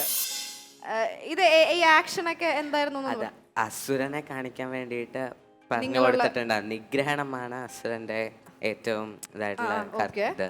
അതുകൊണ്ട് ഏറ്റവും എളുപ്പം ഒറ്റക്കണ്ണ്. അത് പക്ഷേ മനസ്സിലാവുമെന്ന് അറിയാത്തോണ്ടായിരുന്നു ഒരു. അല്ല, അത് കഴിഞ്ഞിട്ട് പിന്നെ ചെയ്തത് അവര് അസുരരെ പഠിപ്പിക്കുന്നത് അവരുടെ ഗുരുവാണ്, അവരുടെ ഒരു ഗുരുസ്ഥാനത്താണ്. അപ്പോ ആ ഒരു രീതിയിൽ ഇങ്ങനെ തന്നെയാണോ നിങ്ങൾ പ്ലാൻ ചെയ്തിട്ടുണ്ടായിരുന്നത്? പറഞ്ഞ ശുക്രാചാര്യൻ തന്നെയായിരുന്നു. ഞാൻ മറന്നു. പേര് ഓർമ്മയില്ല. അത് കുഴപ്പമൊന്നുമില്ല. എത്ര ഈ പറയുന്ന പോലെ ഒരു 100 പേരെ നമുക്ക് തന്നിട്ട് പെട്ടെന്ന് ഇങ്ങനെയൊക്കെ പറഞ്ഞു കഴിഞ്ഞാൽ ചിലപ്പോൾ നമുക്കും കിട്ടിയെന്നൊന്നും വരില്ല, ആർക്കും കിട്ടിയെന്ന് വരില്ല കേട്ടോ. അതുകൊണ്ട് അതൊന്നും വിഷയമല്ല. ഇടയ്ക്കിടയ്ക്ക് കളിക്കാട്ടോ വീട്ടില്. കറക്റ്റ്. അതായ പെട്ടെന്ന് ഇത് കിട്ടുമായിരുന്നു. ശരത്തേട്ടൻ എന്നെ ഇത്രയും നേരം കുറ്റം പറഞ്ഞിട്ട് പോട്ടെ. ഇനി എന്തായാലും നമുക്ക് നമ്മുടെ ആചാര്യസഭയുടെ അഭിപ്രായം ചോദിക്കാം അല്ലേ? സ്വാമിനിയമ്മ, 100 കഥാപാത്രത്തെ എല്ലാം ഓർമ്മയിലിരിക്കാൻ വലിയ പ്രയാസമാണ്. അവർ ഇതുമായിട്ട് നിരന്തരം ബന്ധപ്പെടുന്നവരാണെങ്കിൽ പ്രശ്നമില്ല. അപ്പോൾ ഇതിന് വേണ്ടിയിട്ട് അവർ പഠിച്ചു വരുമ്പോഴത്തേക്കും അതിൻ്റേതായിട്ടുള്ള കുറേ ബുദ്ധിമുട്ടുകൾ അവർക്കുണ്ടാകും. എങ്കിലും നിരാശപ്പെടേണ്ട, രണ്ടുപേരും നന്നായിട്ട് പരിശ്രമിച്ചിട്ടുണ്ട്. പിന്നെ അസുരന്മാരുടെ ഗുരുവാണ് ശുക്രാചാര്യർ. അദ്ദേഹത്തിന് മൃതസഞ്ജീവനി വിദ്യ അറിയാമായിരുന്നു. അസുരകുലത്തിൽ മരിക്കുന്നവരെല്ലാം ഇത് ഉപയോഗിച്ച് ജീവിപ്പിച്ചിരുന്നു. അത് ശുക്രാചാര്യരെക്കുറിച്ച് കൂടുതലൊന്നും എനിക്ക് പറയാനില്ല. പക്ഷെ നിങ്ങൾ കുറച്ചുകൂടെ പ്രയത്നിക്കാമായിരുന്നു. കാരണം ഈ പെട്ടെന്ന് 100 കഥാപാത്രത്തിനെ ഓർത്തു വയ്ക്കാൻ വലിയ പ്രയാസമാണ്, പ്രത്യേകിച്ച് ഇങ്ങനെ ഒരു ആക്ഷനിലൂടെ ആകുമ്പോൾ. എന്നാലും ഇനി കൂടുതൽ പ്രയത്നിക്കുക. Thank you. ചേച്ചി, ഇവർക്ക് കൺഫ്യൂഷൻ വരാൻ വേറെ ഒന്നുമല്ല കാരണം എന്നാണ് എനിക്ക് തോന്നുന്നത്. ഇത് നിരന്തരം നമ്മൾ പുരാണങ്ങളിൽ പറയുമ്പോൾ ഒന്ന് മെൻഷൻ ചെയ്ത് പോവുമല്ലോ, അസുരന്മാരുടെ ഗുരു ശുക്രാചാര്യരെ പറ്റിയുള്ള ഒരുപാട് വിവരണങ്ങൾ നമ്മളുടെ കുട്ടികൾക്ക് നമ്മൾ പറഞ്ഞ് കൊടുക്കാനുള്ള ഇത് നമുക്ക് ഇല്ല. പലരും അതിനെപ്പറ്റി അധികം സംസാരിക്കാറില്ല. ബൃഹസ്പതിയെ പറ്റിയൊക്കെ പറഞ്ഞാലും അത്ര ശുക്രാചാര്യരെ പറ്റി അറിയില്ല. പക്ഷേ വളരെ സാത്വികനായിരുന്നു അദ്ദേഹം. അദ്ദേഹത്തിൻ്റെ ഏറ്റവും വലിയ ഇതാണ് ഈ ഒരു കണ്ണേ ഉള്ളൂ എന്നുള്ളതാണ്. അപ്പോൾ അത് കാരണം ഈ ഒരു ഇത് വെച്ചിട്ട് കുത്തി എന്നുള്ളതാണ്. അപ്പോൾ ഏതായാലും അതുകൊണ്ടാണ് നിങ്ങൾക്ക് കൺഫ്യൂഷൻ വരാൻ കാരണം. അസുരന്മാരെന്ന് പറഞ്ഞ് ഇങ്ങനെ കാണിച്ചപ്പോൾ ഞാൻ ആദ്യം വിചാരിച്ചു നരസിംഹമാണോ എന്ന്. അപ്പോൾ അല്ല, അങ്ങനെ ഒരു സംശയം വരും. ഇത് നല്ല എഫേർട്ടായിരുന്നു. കാരണം എളുപ്പമാണെന്ന് വരദ പറഞ്ഞാലും ആദ്യം എളുപ്പമല്ല. ശുക്രാചാര്യരെ കാണിക്കുന്നത് വലിയ ബുദ്ധിമുട്ടുള്ള കാരണം നമുക്ക് അധികം കോണ്ടാക്റ്റോ അധികം പരിചിതമായിട്ടുള്ള ഒരു ക്യാരക്ടർ അല്ലാത്തത് കൊണ്ട്. രാമനൊക്കെ ആണെങ്കിൽ വളരെ പരിചിതമായിട്ടുള്ള ക്യാരക്ടേഴ്സ് പോലെ അല്ല ശുക്രാചാര്യർ. ഈവൻ അതുകൊണ്ട് കുറച്ച് ബുദ്ധിമുട്ടുള്ളതായിരുന്നു. അത് നിങ്ങൾക്ക് മിസ്സായിട്ടുള്ളതിന് യാതൊരു വിഷമവും വേണ്ട. കാരണം എത്ര ചെയ്തെങ്കിലും ഇത് ഇങ്ങനെ സംഭവിക്കാനുള്ള സാധ്യതയുണ്ട്. കാരണം ഇറ്റ്സ് എ വെരി ഡിഫിക്കൽട്ട്. നന്നായിരുന്നു. കാരണം ഇതൊന്നും വലിയ കാര്യമായിട്ടുള്ള ആക്ഷൻ കാണിക്കാൻ മാത്രം ഒട്ടും ഇല്ല. എനിവേ നല്ല എഫേർട്ടായിരുന്നു, നന്നായിരുന്നു. അദ്ദേഹം വലിയ സാത്വികനാണെങ്കിലും അസുരന്മാരുടെ ഗുരുവായിരുന്നു എന്നുള്ളതാണ്. അദ്ദേഹത്തിനെ പറ്റി നമ്മൾ പിന്നീടുള്ള കാലത്തിൽ അധികം അദ്ദേഹത്തിനെ പറ്റിയുള്ള പരാമർശങ്ങളൊന്നും ഇല്ലാത്ത, പക്ഷേ പുരാണങ്ങളിൽ വളരെ ഗംഭീരമായിട്ടാണ് അദ്ദേഹത്തിനെ പറ്റി പറഞ്ഞിട്ടുള്ളത്. നല്ല എഫേർട്ടായിരുന്നു. I really appreciate. Thank you ചേച്ചി. സർ, വിജയത്തിന് കുറുക്കുവഴികളില്ല എന്ന് പറയുന്നത് പോലെ ഈ 100 കഥാപാത്രങ്ങളെ എന്തെങ്കിലും ഒരു കുറുക്കുവഴി വെച്ചിട്ട് ഓർത്തിരിക്കുക എന്ന് പറയുന്നത് എളുപ്പമുള്ള കാര്യമല്ല. ഈ 100 എന്ന് പറയുന്ന നമ്പർ തന്നെ വളരെ ഹൈ ആണ്. അപ്പോൾ ഒരു ചുരുങ്ങിയ സമയത്തിനുള്ളിൽ കുട്ടികൾ ഇത് പ്രാക്ടീസ് ചെയ്യുന്ന സമയത്ത് സ്വാഭാവികമായിട്ടും നമ്മളൊരു ഡേ ടു ഡേ ഇൻട്രാക്ഷനൊന്നും ഇത്തരം പുസ്തകങ്ങളുമായിട്ടോ കഥാപാത്രങ്ങളുമായിട്ടോ ഇല്ല എങ്കിൽ സംഭവിക്കാവുന്ന ഒരു കാര്യമാണ് ഇവിടെ സംഭവിച്ചത്. അപ്പോൾ ഈ ചില കാര്യങ്ങൾ നിങ്ങൾ ഓൾറെഡി ലിമിറ്റ് ചെയ്യുന്നുണ്ട്. ആൽഫബറ്റ് യൂസ് ചെയ്യാൻ പറ്റില്ല, നമ്പേഴ്സ് കാണിക്കാൻ പറ്റില്ല. അപ്പോൾ തന്നെ അവരുടെ ഈ എക്സ്പ്രഷൻ്റെ ആവശ്യകത കൂടുകയും ഷോർട്ട് കട്ട്സ് കുറയുകയും ചെയ്തിട്ടുണ്ട്. ബാക്കിയുള്ള അവൈലബിൾ ഓപ്ഷൻസിൽ നിന്ന് ഇങ്ങനെ ഡേ ടു ഡേ ഒരു കഥ അറിയാതെ ഒരാളിനെ മനസ്സിലാക്കിയിട്ട് വേറൊരാളിനെ കൊണ്ട് പറയിപ്പിക്കുക എന്ന് പറയുന്നത് വളരെ കാര്യമായിട്ടുള്ള ട്രെയിനിങ് ഉണ്ടെങ്കിൽ ഒരുപക്ഷെ സാധിച്ചേക്കാം. പക്ഷേ അല്ല എങ്കിൽ ഈ 2 പേർക്കും ആളിനെ പറ്റി പ്രോപ്പറായിട്ട് അറിയുമെങ്കിൽ മാത്രം സാധിച്ചെടുക്കാൻ പറ്റുന്ന ഒരു കാര്യമാണ്. അപ്പോൾ ഇതിൽ നിരാശപ്പെടേണ്ടുന്ന കാര്യമൊന്നുമില്ല. ഈ ഡംഷറാട്സ് എന്ന് പറഞ്ഞാൽ എല്ലാം പറയുന്നതിലല്ലല്ലോ അതിൻ്റെ രസം, ചിലതൊക്കെ പറയാതെ പോകുന്നതിലും ആണതിൻ്റെ ത്രില്ലെന്ന് പറയുന്നത്. അപ്പോൾ അതിൽ നിരാശപ്പെടേണ്ടുന്ന കാര്യമില്ല. പിന്നെ 2 പേർക്കും എനിക്ക് തോന്നുന്നു നേരത്തെ ഉണ്ടായിരുന്നു നമ്മൾ കണ്ട അച്ചമ്മമാരെ പോലെ ഉള്ള ഒരു സ്പിരിറ്റ് ആയിരിക്കത്തില്ല. 2 പേർക്കും ഒരേ സ്കൂളിൽ നിന്ന് വരുന്ന കുട്ടികളാണ്, 2 പേരും ഈ കോമ്പറ്റീഷൻ്റെ ഭാഗമാണ്. അപ്പോൾ അവർക്ക് ആ ഒരു ഫൈറ്റിംഗ് സ്പിരിറ്റ് വളരെ കൂടുതലായതുകൊണ്ട് തന്നെ നിരാശപ്പെടാനുള്ള സാധ്യതയും വളരെ കൂടുതലാണ്. അപ്പോൾ അങ്ങനെ ഒരു നിരാശ ഉണ്ടാകേണ്ടുന്ന കാര്യമില്ല. ഇതിനെ ഒരു ഗെയിമിനെ ഗെയിമായിട്ട് എടുക്കുക. പക്ഷേ ആ കോമ്പറ്റീഷൻ സ്പിരിറ്റ് എന്ന് പറയുന്നത് നമ്മൾ നിലനിർത്തി പോവുക. ഇപ്പോൾ പോയാൽ അടുത്ത റൗണ്ടിൽ പിടിക്കാം എന്നുള്ള ഒരു പോസിറ്റീവ് ആറ്റിറ്റ്യൂഡ് മാത്രം മതി മുന്നോട്ടുള്ള യാത്രയ്ക്ക് എല്ലാ ഭാഗവും നിന്നത്. Thank you sir. ഹെബാർജി, അല്ല ഇപ്പം എന്താ പറഞ്ഞാൽ അവരുടെ മനസ്സിലൂടെ പോകുന്നതും ആ സംഘർഷം കൃത്യമായിട്ട് മനസ്സിലാക്കാൻ പറ്റാവുന്ന കുറച്ച് ആൾക്കാരാണ് വരത ഉൾപ്പെടെ അല്ലേ നമ്മളെല്ലാവരും. അപ്പം എന്താ പറയുക പറയുന്നത് സമാധാനപ്പെടുത്താൻ വേണ്ടി പറയല്ല. ഒന്ന്, ഏട്ടൻ അവസാനം വരെ ഫൈറ്റ് ചെയ്തു, അതിന് വലിയൊരു കയ്യടി. അതായത് യു നെവർ ഗേവ് അപ്പ്, അതൊരു വലിയ ക്വാളിറ്റിയാണ്. ഓക്കെ, മോൻ സ്റ്റാർട്ട് ചെയ്തപ്പോൾ ആ ഒരു ഡീപ്പ് ബ്രെത്ത് എടുത്ത് ചെയ്തപ്പോൾ ഐ തോട്ട് യുവർ കാമിങ് ഒന്ന് കാമാവുകയാണ്.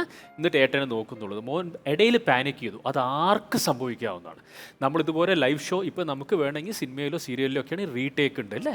നമ്മൾ ലൈവ് ഷോയിൽ ഞാൻ ഒരു സ്റ്റേജിൽ പോയിട്ട് എൻ്റെ ഏറ്റവും നല്ല സുഹൃത്തിൻ്റെ പേര് വിളിച്ച് സ്റ്റേജിലേക്ക് വിളിക്കാൻ മറന്ന ആളാണ്. സത്യസന്ധമായിട്ട് പറയുകയാണ്. ഒരു എബ്രോഡ് ഷോന് പോയിട്ട് നമ്മുടെ അമൃത ടി വിയിൽ തന്നെ ശ്വാസിക ഇവിടെ ഒരു ഷോ ചെയ്യുന്നുണ്ടല്ലോ.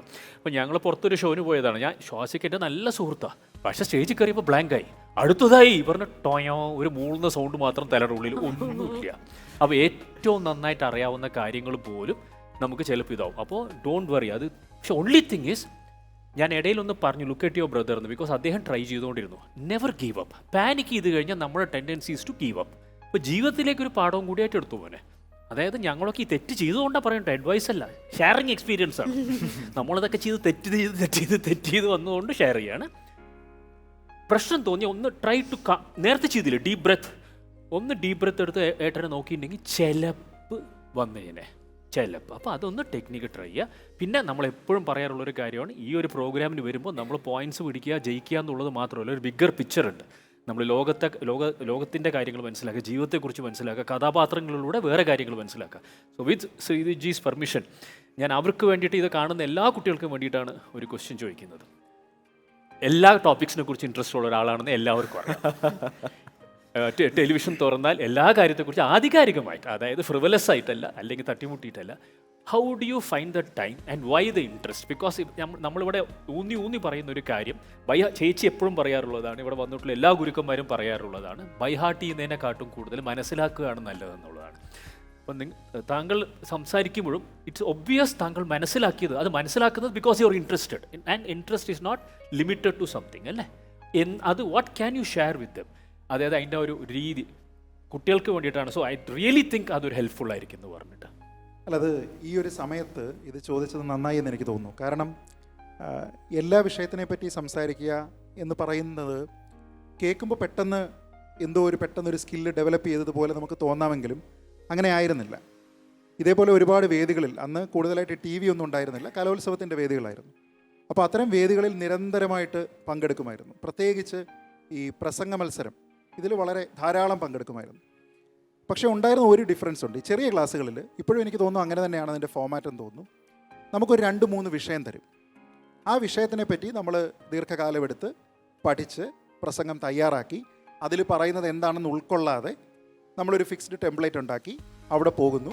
അതിൽ നിന്ന് ലോട്ടിട്ട് ഒരെണ്ണം എടുക്കുന്നു, നമ്മൾ അവിടെ വന്ന് സംസാരിക്കുന്നു. അതിൽ ഗംഭീര പെർഫോമൻസ് ആയിരുന്നു ഞാൻ. എല്ലാ സ്ഥലങ്ങളിലും ജയിക്കുന്നു.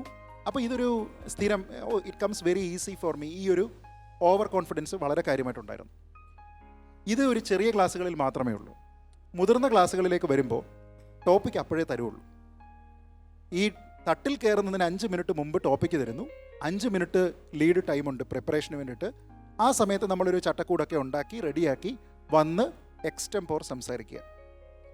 ആദ്യത്തെ അവസരത്തിൽ തന്നെ ഈ പഴയ കോൺഫിഡൻസിൽ പോയിരിക്കുക, കൂടുതൽ കുറേ കാര്യങ്ങൾ പഠിച്ചിട്ടുള്ള പോയിരിക്കുക. ആദ്യത്തെ സമയത്ത് തട്ടിൽ കയറുന്ന സമയത്ത് അതിന് തൊട്ട് മുമ്പ് എന്നെ വിളിക്കുന്നു, ടോപ്പിക്ക് തരുന്നു. എന്താ ഏതാന്ന് എനിക്ക് അറിയുകയില്ല, ഒന്നും അറിയില്ല. പിന്നെ കുറച്ച് സ്റ്റാൻഡേർഡ് ഭാഗമുണ്ട്, നമ്മുടെ ഇൻട്രോ, എക്സിറ്റ്. പക്ഷേ ഈ നടുക്ക് സാധനം വേണമല്ലോ. ആ നടുക്കുള്ള സാധനം എൻ്റെ കയ്യിലില്ല. ഞാൻ അവിടെ വന്ന് ലിറ്ററലി, എൻ്റെ ഓർമ്മ ശരിയാണെങ്കിൽ അത് മൗണ്ട് ബethany സ്കൂളാണെന്ന് തോന്നുന്നു, പത്തനംതിട്ട മൈലപ്ര മറ്റോ ആണെന്ന് തോന്നുന്നു. ബബ്ബ അടിച്ചു. ഒരക്ഷരം എനിക്കറിയില്ല. മുന്നിൽ നിറയെ ഓഡിയൻസ്, ഇത്ര ഓഡിയൻസ് അല്ല, നിറയെ സ്റ്റുഡൻസ്, അധ്യാപകർ, ഇഷ്ടം പോലെ ആൾക്കാർ. അവിടെ നിന്നിട്ട് ഒന്നും പറയാൻ പറ്റുന്നില്ല, വിയർത്ത് ഒരു പരുവായി. എന്നിട്ട് ഞാൻ പറഞ്ഞു, ഞാൻ പഠിക്കാത്ത ഒരു വിഷയമാണ്, തയ്യാറായിട്ടില്ല. അപ്പോൾ ഇതിൻ്റെ തയ്യാറെടുപ്പില്ലാത്തത് കൊണ്ട് അതിൻ്റെ ഒരു ന്യൂനത എല്ലാവരും ക്ഷമിക്കുക, ഞാൻ അവസാനിപ്പിക്കുന്നു എന്ന് പറഞ്ഞിട്ട് ഇറങ്ങിപ്പോയി. ഇത്രയെങ്കിലും പറഞ്ഞല്ലോ അല്ലേ? അത് പറയാൻ ഈ ഒരു 10 സെക്കൻഡ് വേണ്ടി വന്നത് ഈ 5 മിനിറ്റിൻ്റെ അവസാനമാണ്. അതിനു മുമ്പുണ്ടായിരുന്ന 4 മിനിറ്റ് എന്ന് പറയുന്നത് 4 മണിക്കൂർ പോലെയാണ് എനിക്ക് തോന്നിയത്. ഞാൻ ഉരുകയായിരുന്നു. അതിനുശേഷം പുറത്തേക്ക് പോകുമ്പോൾ ആൾക്കാർ പരിഹസിക്കും. അവരെ കുറ്റം പറഞ്ഞിട്ട് കാര്യമില്ല, അത്ര മോശം ഷോ ആയിരുന്നു. അപ്പോൾ ആൾക്കാർ പരിഹസിച്ചു. പോയി നടന്നു പോകുന്ന വഴിക്ക് ചില കമൻറ്റുകൾ കേട്ടു. അപ്പോൾ ഇതെല്ലാം കേട്ട് കഴിഞ്ഞപ്പോഴത്തേക്ക് നമ്മുടെ ആ പ്രായമാണ്, സ്കൂളിൽ പഠിക്കുന്ന പ്രായമാണ്. ഈ എംബാരസ്മെൻ്റ് എന്ന് പറയുന്നതിനെ ടോളറേറ്റ് ചെയ്യാനായിട്ടുള്ള ഒരു പരുവപ്പെടൽ ആ സമയത്തില്ല. അപ്പോൾ ഡിസിഷൻ എടുത്തു, നമ്മൾ ഈ പ്രസംഗ മത്സരം ഉപേക്ഷിക്കുകയാണ്, ഇതെൻ്റെ അവസാനത്തെ പ്രസംഗ മത്സരമാണ് എന്ന് തീരുമാനിച്ചു. ആ മനസ്സോടെ വീട്ടിൽ പോയി. ചേട്ടനാണ് എന്നെ എല്ലാ കാര്യത്തിനും പ്രിപ്പയർ ചെയ്തിട്ടൊക്കെ കൊണ്ടുപോകുക. അപ്പോൾ ചേട്ടനോട് ഞാൻ പറഞ്ഞു, ഇന്ന് നമ്മൾ വിരമിച്ചിരിക്കുകയാണ് എന്ന് പറഞ്ഞപ്പോൾ ചേട്ടൻ എന്നോട് പറഞ്ഞു, ഇത് ഒരു ചാലഞ്ചായിട്ട് എടുക്കണം. നിനക്ക് നേരത്തെ കാണാതെ പഠിച്ച് വന്നിരിക്കുന്ന സാധനത്തിനെ അവതരിപ്പിക്കാൻ മാത്രമേ അറിയുന്നുണ്ടായിരുന്നുള്ളൂ, വിഷയം എന്താണെന്ന് നീ അറിഞ്ഞില്ല. ഇനി ഇതിനെ ഓവർകം ചെയ്യണമെങ്കിൽ, അടുത്തതിൽ നന്നായി പെർഫോം ചെയ്യണമെങ്കിൽ നീ എന്ത് ചെയ്യണം? ആ ചെയ്യേണ്ടത് ഇപ്പോൾ ഉള്ളതുപോലെ ടെംപ്ലേറ്റ് ഉണ്ടാക്കിയിട്ട് പഠിക്കുന്നതല്ല, നേരെ മറിച്ച് ഒരു വൈഡ് റേഞ്ച് ഓഫ് ടോപ്പിക്സിനെ പറ്റി ജെനുവിനായിട്ട് വായിച്ച് മനസ്സിലാക്കുക. അങ്ങനെ മനസ്സിലായി കഴിഞ്ഞാൽ ഒരുപക്ഷെ അടുത്ത ഒരവസരം വരുമ്പോൾ പെർഫോം ചെയ്യാൻ പറ്റും എന്ന് പറഞ്ഞു. അപ്പോൾ ഈ നേരത്തെ പറഞ്ഞില്ലേ, ഇപ്പോൾ ഹെബ്ബാർജി പറഞ്ഞില്ലേ, don't give up. In essence എന്നോട് പറഞ്ഞതുപോലെ തന്നെയാണ് ഞാൻ എൻ്റെ ജീവിതത്തിൽ കേട്ടിരിക്കുന്ന ഏറ്റവും നല്ല അഡ്വൈസുകളിലൊന്നും അത് തന്നെയാണ്. അപ്പോൾ പിന്നെ വാശിയായി. മറ്റുള്ള അതിലൊക്കെ ആരോ വിജയിച്ചല്ലോ, ആ വിജയിച്ച ആൾക്കാരും എന്നെപ്പോലെ തന്നെയാണ്. അപ്പോൾ എങ്കിലും എന്തുകൊണ്ട് എനിക്കായിക്കൂടാ എന്ന് തോന്നിയിട്ട് അടുത്ത തവണ ഇതുപോലെ മത്സരം വന്നപ്പോൾ വീണ്ടും പേര് കൊടുക്കുന്നു, എക്സ്റ്റംപോർ. അതിനു മുമ്പുള്ള പ്രിപ്പറേഷൻ എന്ന് പറഞ്ഞാൽ ഞാൻ ജീവിതത്തിൽ അതുപോലെ പ്രിപ്പയർ ചെയ്തിട്ടുണ്ടാവില്ല. കയ്യിൽ കാണുന്നതിനെല്ലാം എടുത്ത് വായിക്കുക, മനസ്സിലാക്കാൻ ശ്രമിക്കുക, ആത്മാർത്ഥമായിട്ട് മനസ്സിലാക്കുക. എന്നിട്ട് അടുത്തതിന് പോകുന്നു. ഈ പഴയ സക്സസ് എന്ന് പറയുന്നത് റീക്രിയേറ്റ് ചെയ്യാനായിട്ട് സാധിച്ചു. അത് പിന്നീട് ഒരു ശീലമായിട്ട് വന്നു. അതായത് നമുക്ക് അവസരങ്ങൾ ഉണ്ടാവുക എന്നൊക്കെ പറയുന്നത് നമ്മളിപ്പോൾ ഹൈസ്കൂൾ അല്ലെങ്കിൽ കോളേജ് അതൊക്കെ കഴിഞ്ഞ് കഴിഞ്ഞാൽ പിന്നെ ഈ കോമ്പറ്റീഷൻസ് ഇല്ലല്ലോ. അതിനുശേഷം പിന്നീട് സംഭവിച്ചത് ഈ വായിക്കാനുള്ള ഒരു ഇൻട്രസ്റ്റ് ഉണ്ട്. പല വിഷയങ്ങൾ, അതിപ്പം സാമ്പത്തികമായിരിക്കാം, എന്ത് വിഷയങ്ങളുമായിരിക്കാം, സ്പോർട്സ് ആയിരിക്കാം, എന്തും. ഇത് വായിക്കാനും അറിയാനുമുള്ള ഒരു ഇൻട്രസ്റ്റ് നാച്ചുറലായിട്ട് നമ്മുടെ കൂടെ വന്നപ്പോൾ പിന്നെ എന്താ പറ്റിയെന്ന് വെച്ചാൽ, അവസരങ്ങളില്ല എങ്കിലും പെർഫോം ചെയ്യേണ്ട എങ്കിലും ഈ ശീലം മാറ്റിവെച്ചില്ല. കാണുന്നതിനെപ്പറ്റി എല്ലാം വായിക്കും, കയ്യിൽ കിട്ടുന്നതെല്ലാം വായിക്കും, നല്ലതും ചീത്തയും എന്തുമായാലും വായിക്കും. ഒരു വിഷയത്തിൻ്റെ പല വശങ്ങളുണ്ടെങ്കിൽ അതും മനസ്സിലാക്കും, അറിയാവുന്നവരോട് ചോദിക്കും. ഇങ്ങനെ നമ്മുടെ ഈ ഒരു എല്ലാ ഇൻഹിബിഷൻസും കളഞ്ഞിട്ട് ഒരു വിഷയത്തിനെ ആത്മാർത്ഥമായിട്ട് സമീപിക്കുക എന്ന് പറയുന്ന ഒരു ശീലമാക്കി മാറ്റി. ആ ശീലം പിന്നെ എന്നെ ഹെൽപ്പ് ചെയ്യുന്നത് എനിക്ക് തോന്നുന്നൊരു ആർട്ടിക്കിൾ എഴുതുകയാണ്. ആ ആർട്ടിക്കിൾ എഴുതുന്നത് എനിക്ക് തോന്നുന്നു ഈ കലാലയമൊക്കെ വിട്ടതിന് ശേഷം എത്രയോ വർഷങ്ങൾ കഴിഞ്ഞിട്ടായിരിക്കും. അങ്ങനെ ഒരു 10 വർഷം 12 വർഷം 15 വർഷത്തോളമൊക്കെ കഴിഞ്ഞതിന് ശേഷം ആദ്യമായിട്ടൊരു ആർട്ടിക്കിൾ എഴുതാനൊരു അവസരം ഉണ്ടാകുന്നു. ആ ആർട്ടിക്കിൾ ഒരു ഡിബേറ്റായിട്ട് വരുന്നു. ആ സമയത്ത് ഒരു ഡിബേറ്റിലേക്ക് കോൾ വരുന്നു. അപ്പോൾ ആ സമയത്ത് അങ്ങനെയാണ് ആദ്യമായിട്ട് ടൈംസ് നൗവിൽ അർണബ് ഗോസ്വാമിയാണ് ആദ്യമായിട്ട് ഇങ്ങനെ ഒരു ഡിബേറ്റിലേക്ക് ഇൻട്രൊഡ്യൂസ് ചെയ്യുന്നത്. പിന്നെ സംഭവിച്ചത് ഈ പറഞ്ഞതുപോലെ പല ടോപ്പിക്കുകളും വായിക്കുന്നുണ്ട് എന്ന് അവർക്ക് തോന്നിയപ്പോൾ മറ്റു പല വിഷയങ്ങളിലും വിളിക്കാൻ തുടങ്ങി. അപ്പോൾ ഞാൻ ഏതെങ്കിലും ഒരു സമയത്ത് 2 കാര്യങ്ങളുണ്ട്. ഒന്ന്, ഈ എംബാരസ്മെൻറ്റിനെ ടോളറേറ്റ് ചെയ്യാൻ ഞാൻ പഠിച്ചില്ലായിരുന്നുവെങ്കിൽ ഇപ്പം എനിക്ക് വളരെ കൂളായിട്ട് ഇവിടെ ഇരുന്ന് പറയാം ഞാൻ ബബബ അടിച്ചു എന്ന്. അന്ന് എനിക്കത് പറ്റില്ല. ഇന്ന് ആ എക്സ്പീരിയൻസ് എനിക്ക് ഷെയർ ചെയ്യുമ്പോൾ ആർക്കെങ്കിലും അത് ഉപകാരപ്പെടുന്നുണ്ടെങ്കിൽ എനിക്ക് അത്ര ഹാപ്പിയാണ് ഞാൻ. അപ്പോൾ അന്ന് അതിനെ ടോളറേറ്റ് ചെയ്യാനായിട്ട് ഞാൻ പഠിച്ചു. പിന്നെ ഈ ഉണ്ടാക്കിയ ഒരു നല്ല ശീലമെന്ന് പറയുന്നതിനെ കളയാനായിട്ട് പോയില്ല. നമ്മളെപ്പോഴും പറയും പല കാര്യങ്ങളും നമ്മൾ മാറ്റി വെക്കുന്ന സമയത്ത് നമ്മളെപ്പോഴും പറയുന്ന ഒരു കാര്യം സമയമില്ല എന്നുള്ളതാണ്. പക്ഷേ നമുക്ക് ആത്മാർത്ഥമായിട്ട് ഏതൊരു വിഷയം ഏതൊരു കാര്യം പിന്തുടരണം എന്ന് തോന്നുന്നോ ആ വിഷയം നമ്മൾ സമയം കണ്ടെത്തി ചെയ്യും. നമ്മളെപ്പോൾ സമയമില്ല എന്ന് പറയുന്നോ ആ വിഷയത്തിനോട് നമുക്ക് അത്ര ഇൻട്രസ്റ്റേ ഉള്ളൂ എന്നാണ് ജെനുവിനായിട്ടുള്ള അതിൻ്റെ അർത്ഥം. അപ്പോൾ അതൊരു മെസ്സേജ് അല്ല, എൻ്റെ ലൈഫ് എക്സ്പീരിയൻസ് ആണ്. നേരത്തെ പറഞ്ഞതുപോലെ ഇതൊരു അഡ്വൈസേ അല്ല, അഡ്വൈസ് ചെയ്യാൻ ഞാൻ ആളല്ല. പക്ഷേ ഈ ഒരു എക്സ്പീരിയൻസ് എന്ന് പറയുന്നത് അത് വെച്ച് നോക്കിക്കഴിഞ്ഞാൽ നിങ്ങൾ എഫേർട്ടൊക്കെ ഇട്ടു, ഞാൻ എഫേർട്ട് ഇട്ടിട്ടില്ല. അപ്പോൾ ഞാൻ അങ്ങനെ നിന്നിട്ട് ലിറ്ററലി ബബബ അടിച്ച ഒരാളാണ് ഈ പറയുന്നത്. എന്നെപ്പറ്റിയുള്ള നല്ല വാക്കുകളാണ് അദ്ദേഹം പറഞ്ഞത്. അപ്പോൾ ഇത് എനിക്ക് സാധിക്കുമെങ്കിൽ, അന്ന് എനിക്ക് തോന്നിയത് ഇതുപോലെയാണ്, മറ്റുള്ള ആൾക്കാർക്ക് സാധിക്കുമെങ്കിൽ എന്തുകൊണ്ട് എനിക്ക് ആയിക്കൂടാ? അതേപോലെ നിങ്ങൾക്കും കഴിയും, ഇത് കാണുന്ന എത്രയോ ആൾക്കാർക്ക് കഴിയും. ഇത് ട്രൂ ലൈഫ് എക്സ്പീരിയൻസ് ആണ്, എക്സ്പീരിയൻസ് ഷെയറിംഗ് മാത്രമാണ്, അഡ്വൈസ് അല്ല എന്ന് വീണ്ടും പറയുന്നു. അഡ്വൈസ് നമുക്ക് ആർക്കും താല്പര്യമുള്ള കാര്യമല്ല. അപ്പോൾ അതുകൊണ്ട് ഇറ്റ് കംസ് നാച്ചുറലി. നമ്മൾ ഇഷ്ടപ്പെടുന്ന ഒരു സ്കില്ലിനെ നമ്മൾ ഡെവലപ്പ് ചെയ്യുക എന്നുള്ളത് മാത്രമേ ഉള്ളൂ. അപ്പോൾ എല്ലാ വിഷയങ്ങളും ഇപ്പോഴും നമ്മൾ ഓരോ വിഷയത്തിന് പ്രിപ്പയർ ആവുക എന്നൊക്കെ പറയുന്നത് നാച്ചുറലായിട്ടുള്ള ഒരു ഇൻട്രസ്റ്റ് ആണ്. ഇല്ലെങ്കിൽ എന്താ പറ്റുന്നതെന്ന് അറിയോ ഹെബാർജി? നമുക്ക് ആത്മാർത്ഥമായിട്ട് അതിനെ സമീപിക്കാൻ പറ്റില്ല. പ്രസംഗം നമുക്കൊരു പക്ഷേ പറ്റിയേക്കാം. 1 മണിക്കൂർ എനിക്കൊരു വേദി തന്നാൽ എനിക്കിഷ്ടമുള്ള വിഷയത്തിനെ പറ്റി എനിക്ക് സംസാരിക്കാം. പക്ഷേ ഡിബേറ്റിലുള്ള വ്യത്യാസം, അപ്പുറത്തിരിക്കുന്ന ആൾ പറയുന്നതിൻ്റെ മറുപടി കൂടി പറയണം, അയാളുടെ ചോദ്യത്തിന് മറുപടി പറയണം. അപ്പോൾ വ്യത്യാസം. ആത്മാർത്ഥമായിട്ട് നമുക്ക് ആ വിഷയത്തിനെ പറ്റി അതിൻ്റെ എല്ലാ വശങ്ങളും അറിഞ്ഞെങ്കിലേ പറ്റുള്ളൂ. അപ്പോൾ അതിൻ്റെ പ്രിപ്പറേഷൻ എന്ന് പറഞ്ഞാൽ നമ്മളൊരു വിഷയത്തിന് ഫോർ ഓർ അഗെയിൻസ്റ്റ് ആവാം. 4 ആണെങ്കിൽ അഗെയിൻസ്റ്റ് എന്താണ് എന്നുകൂടി നമ്മൾ മനസ്സിലാക്കണം. എന്നെ സംബന്ധിച്ച് ഞാൻ 4 ആണെങ്കിൽ ഏറ്റവും കൂടുതൽ പഠിക്കുന്നത് അഗെയിൻസ്റ്റ് ആണ്, ഞാൻ അഗെയിൻസ്റ്റ് ആണെങ്കിൽ ഏറ്റവും കൂടുതൽ പഠിക്കുന്നത് 4 ആണ്. എങ്കിൽ മാത്രമേ നമുക്ക് ഒരു ആർഗ്യുമെൻറ്റിനെ കൗണ്ടർ ചെയ്യാൻ പറ്റുകയുള്ളൂ. ഒരു സ്പീച്ചും ഒരു പ്രിപ്പയർഡ് സ്പീച്ചും ഒരു എക്സ്റ്റെമ്പോർ ഡിബേറ്റും തമ്മിലുള്ള വ്യത്യാസം എന്ന് പറയുന്നതും ആ പോയിന്റിലാണ്. അപ്പോൾ അത് പ്രാക്ടീസ് ചെയ്യാൻ പറ്റുന്നുണ്ടെങ്കിൽ സക്സസ് ഈസ് ഷുവർ, ഗ്യാരണ്ടി. എനിക്ക് തോന്നുന്നത് ഈ പ്രോഗ്രാമിൻ്റെ എസെൻസ് തന്നെയാണ് ഇവിടെ വന്നത്. Sharing of experience and also growth as A person. ഈ ഒരു എന്താ പറയുക, നമ്മുടെ ഷോൻ്റെ ഇതിൻ്റെ ക്യാപ്സ്യൂൾ വെർഷൻ ഇവിടെ തന്നിരുന്നു. Let's all share experiences. നിങ്ങൾക്കും ഇത് കാണുന്ന കുട്ടികൾക്കൊക്കെ ഇതൊരു ഇൻസ്പിറേഷൻ ആവട്ടെ. Well try. Thank you Hebbarji. Mridula? Last second വരെയും നല്ലോണം ട്രൈ ചെയ്തു. കുറച്ചും കൂടി എനിക്കൊന്ന് പ്രാക്ടീസിൻ്റെ ആവശ്യമുണ്ടായിരുന്നെന്ന് തോന്നുന്നു. അല്ലെങ്കിൽ ചിലപ്പോൾ ഇതല്ല വേറെ ഏതെങ്കിലും ക്യാരക്ടറിന് കിട്ടിയിരുന്നെങ്കിൽ നന്നായിട്ട് പറഞ്ഞിട്ടുണ്ടായേനെ. Anyway all the best. Thank you Mridula. ചേർത്തേട്ടാ? എന്ത് പറയണം, മെസ്സി ഫസ്റ്റ് കളി തോറ്റില്ലേ, എന്നിട്ട് കപ്പടിച്ചോണ്ട് പോയില്ലേ മക്കളെ, അതിൽ കൂടുതൽ എന്താ വേണ്ടേ? അതെ. അപ്പൊ നമുക്ക് ഇനി അവസരങ്ങൾ ഇങ്ങനെ കിടക്കാണ് മലവെള്ളം പോലെ അല്ലേ? ശുഭാപ്തി വിശ്വാസം വളരെ നല്ലതാണ്. അപ്പം എന്തായാലും തൽക്കാലം നമ്മുടെ ഈ ഒരു റൗണ്ടിൽ നമുക്ക് സ്കോർ ചെയ്യാൻ പറ്റിയില്ല. നല്ല സാരമില്ല, ഇനിയുള്ള റൗണ്ടുകളിൽ നന്നായിട്ട് പ്രാക്ടീസ് ചെയ്ത് തകർക്കുക. Okay, thank you so much.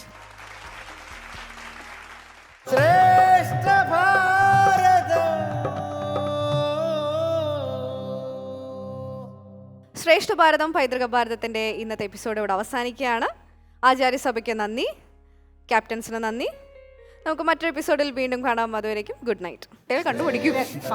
2 കുട്ടികൾ കഷ്ടപ്പെട്ട് ആൻസർ ചെയ്ത് നിങ്ങൾ ഇങ്ങനെ 2 പേരും കൂടെ അവരവരെ ക്രെഡിറ്റ് എടുക്കാൻ നോക്കുന്നു. ചേച്ചി, അവരവരുടെ ജോലി ചെയ്യുന്നു, ഞങ്ങൾ ഞങ്ങളുടെ ജോലി ചെയ്യുന്നു. അങ്ങോട്ട് ചോദിക്കാം. അതെ, അല്ല അത് മാത്രല്ല, ഇതിനെല്ലാത്തിനും പുറമെ വേറൊരു കാര്യമുണ്ട്. ഞാനാണല്ലോ ഇത് സെലക്ട് ചെയ്ത് കൊടുത്തത്. തീരുമാനമായല്ലോ. പക്ഷെ ഇതില് രസം എന്താണെന്ന് വെച്ചാൽ ഈ ഒരു വേഷമൊക്കെ ഇട്ടിട്ട് ഈ പാട്ട് പാടുന്ന കേൾക്കുമ്പോൾ ഒരു കൗതുകം ഉണ്ട് കേട്ടോ.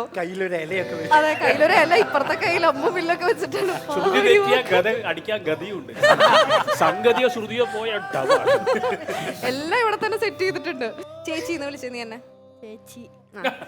ശരി ചേച്ചി എന്ന് പറഞ്ഞു. ഞാൻ ചേച്ചി, മാം ഒന്നും അല്ല ഇവിടെ. ഞാൻ സ്കൂളിൽ മാമ വേണ്ട mama. Costume courtesy for Vidubala and team captains. I Mall Vet World, Anchalamooda, Kollam.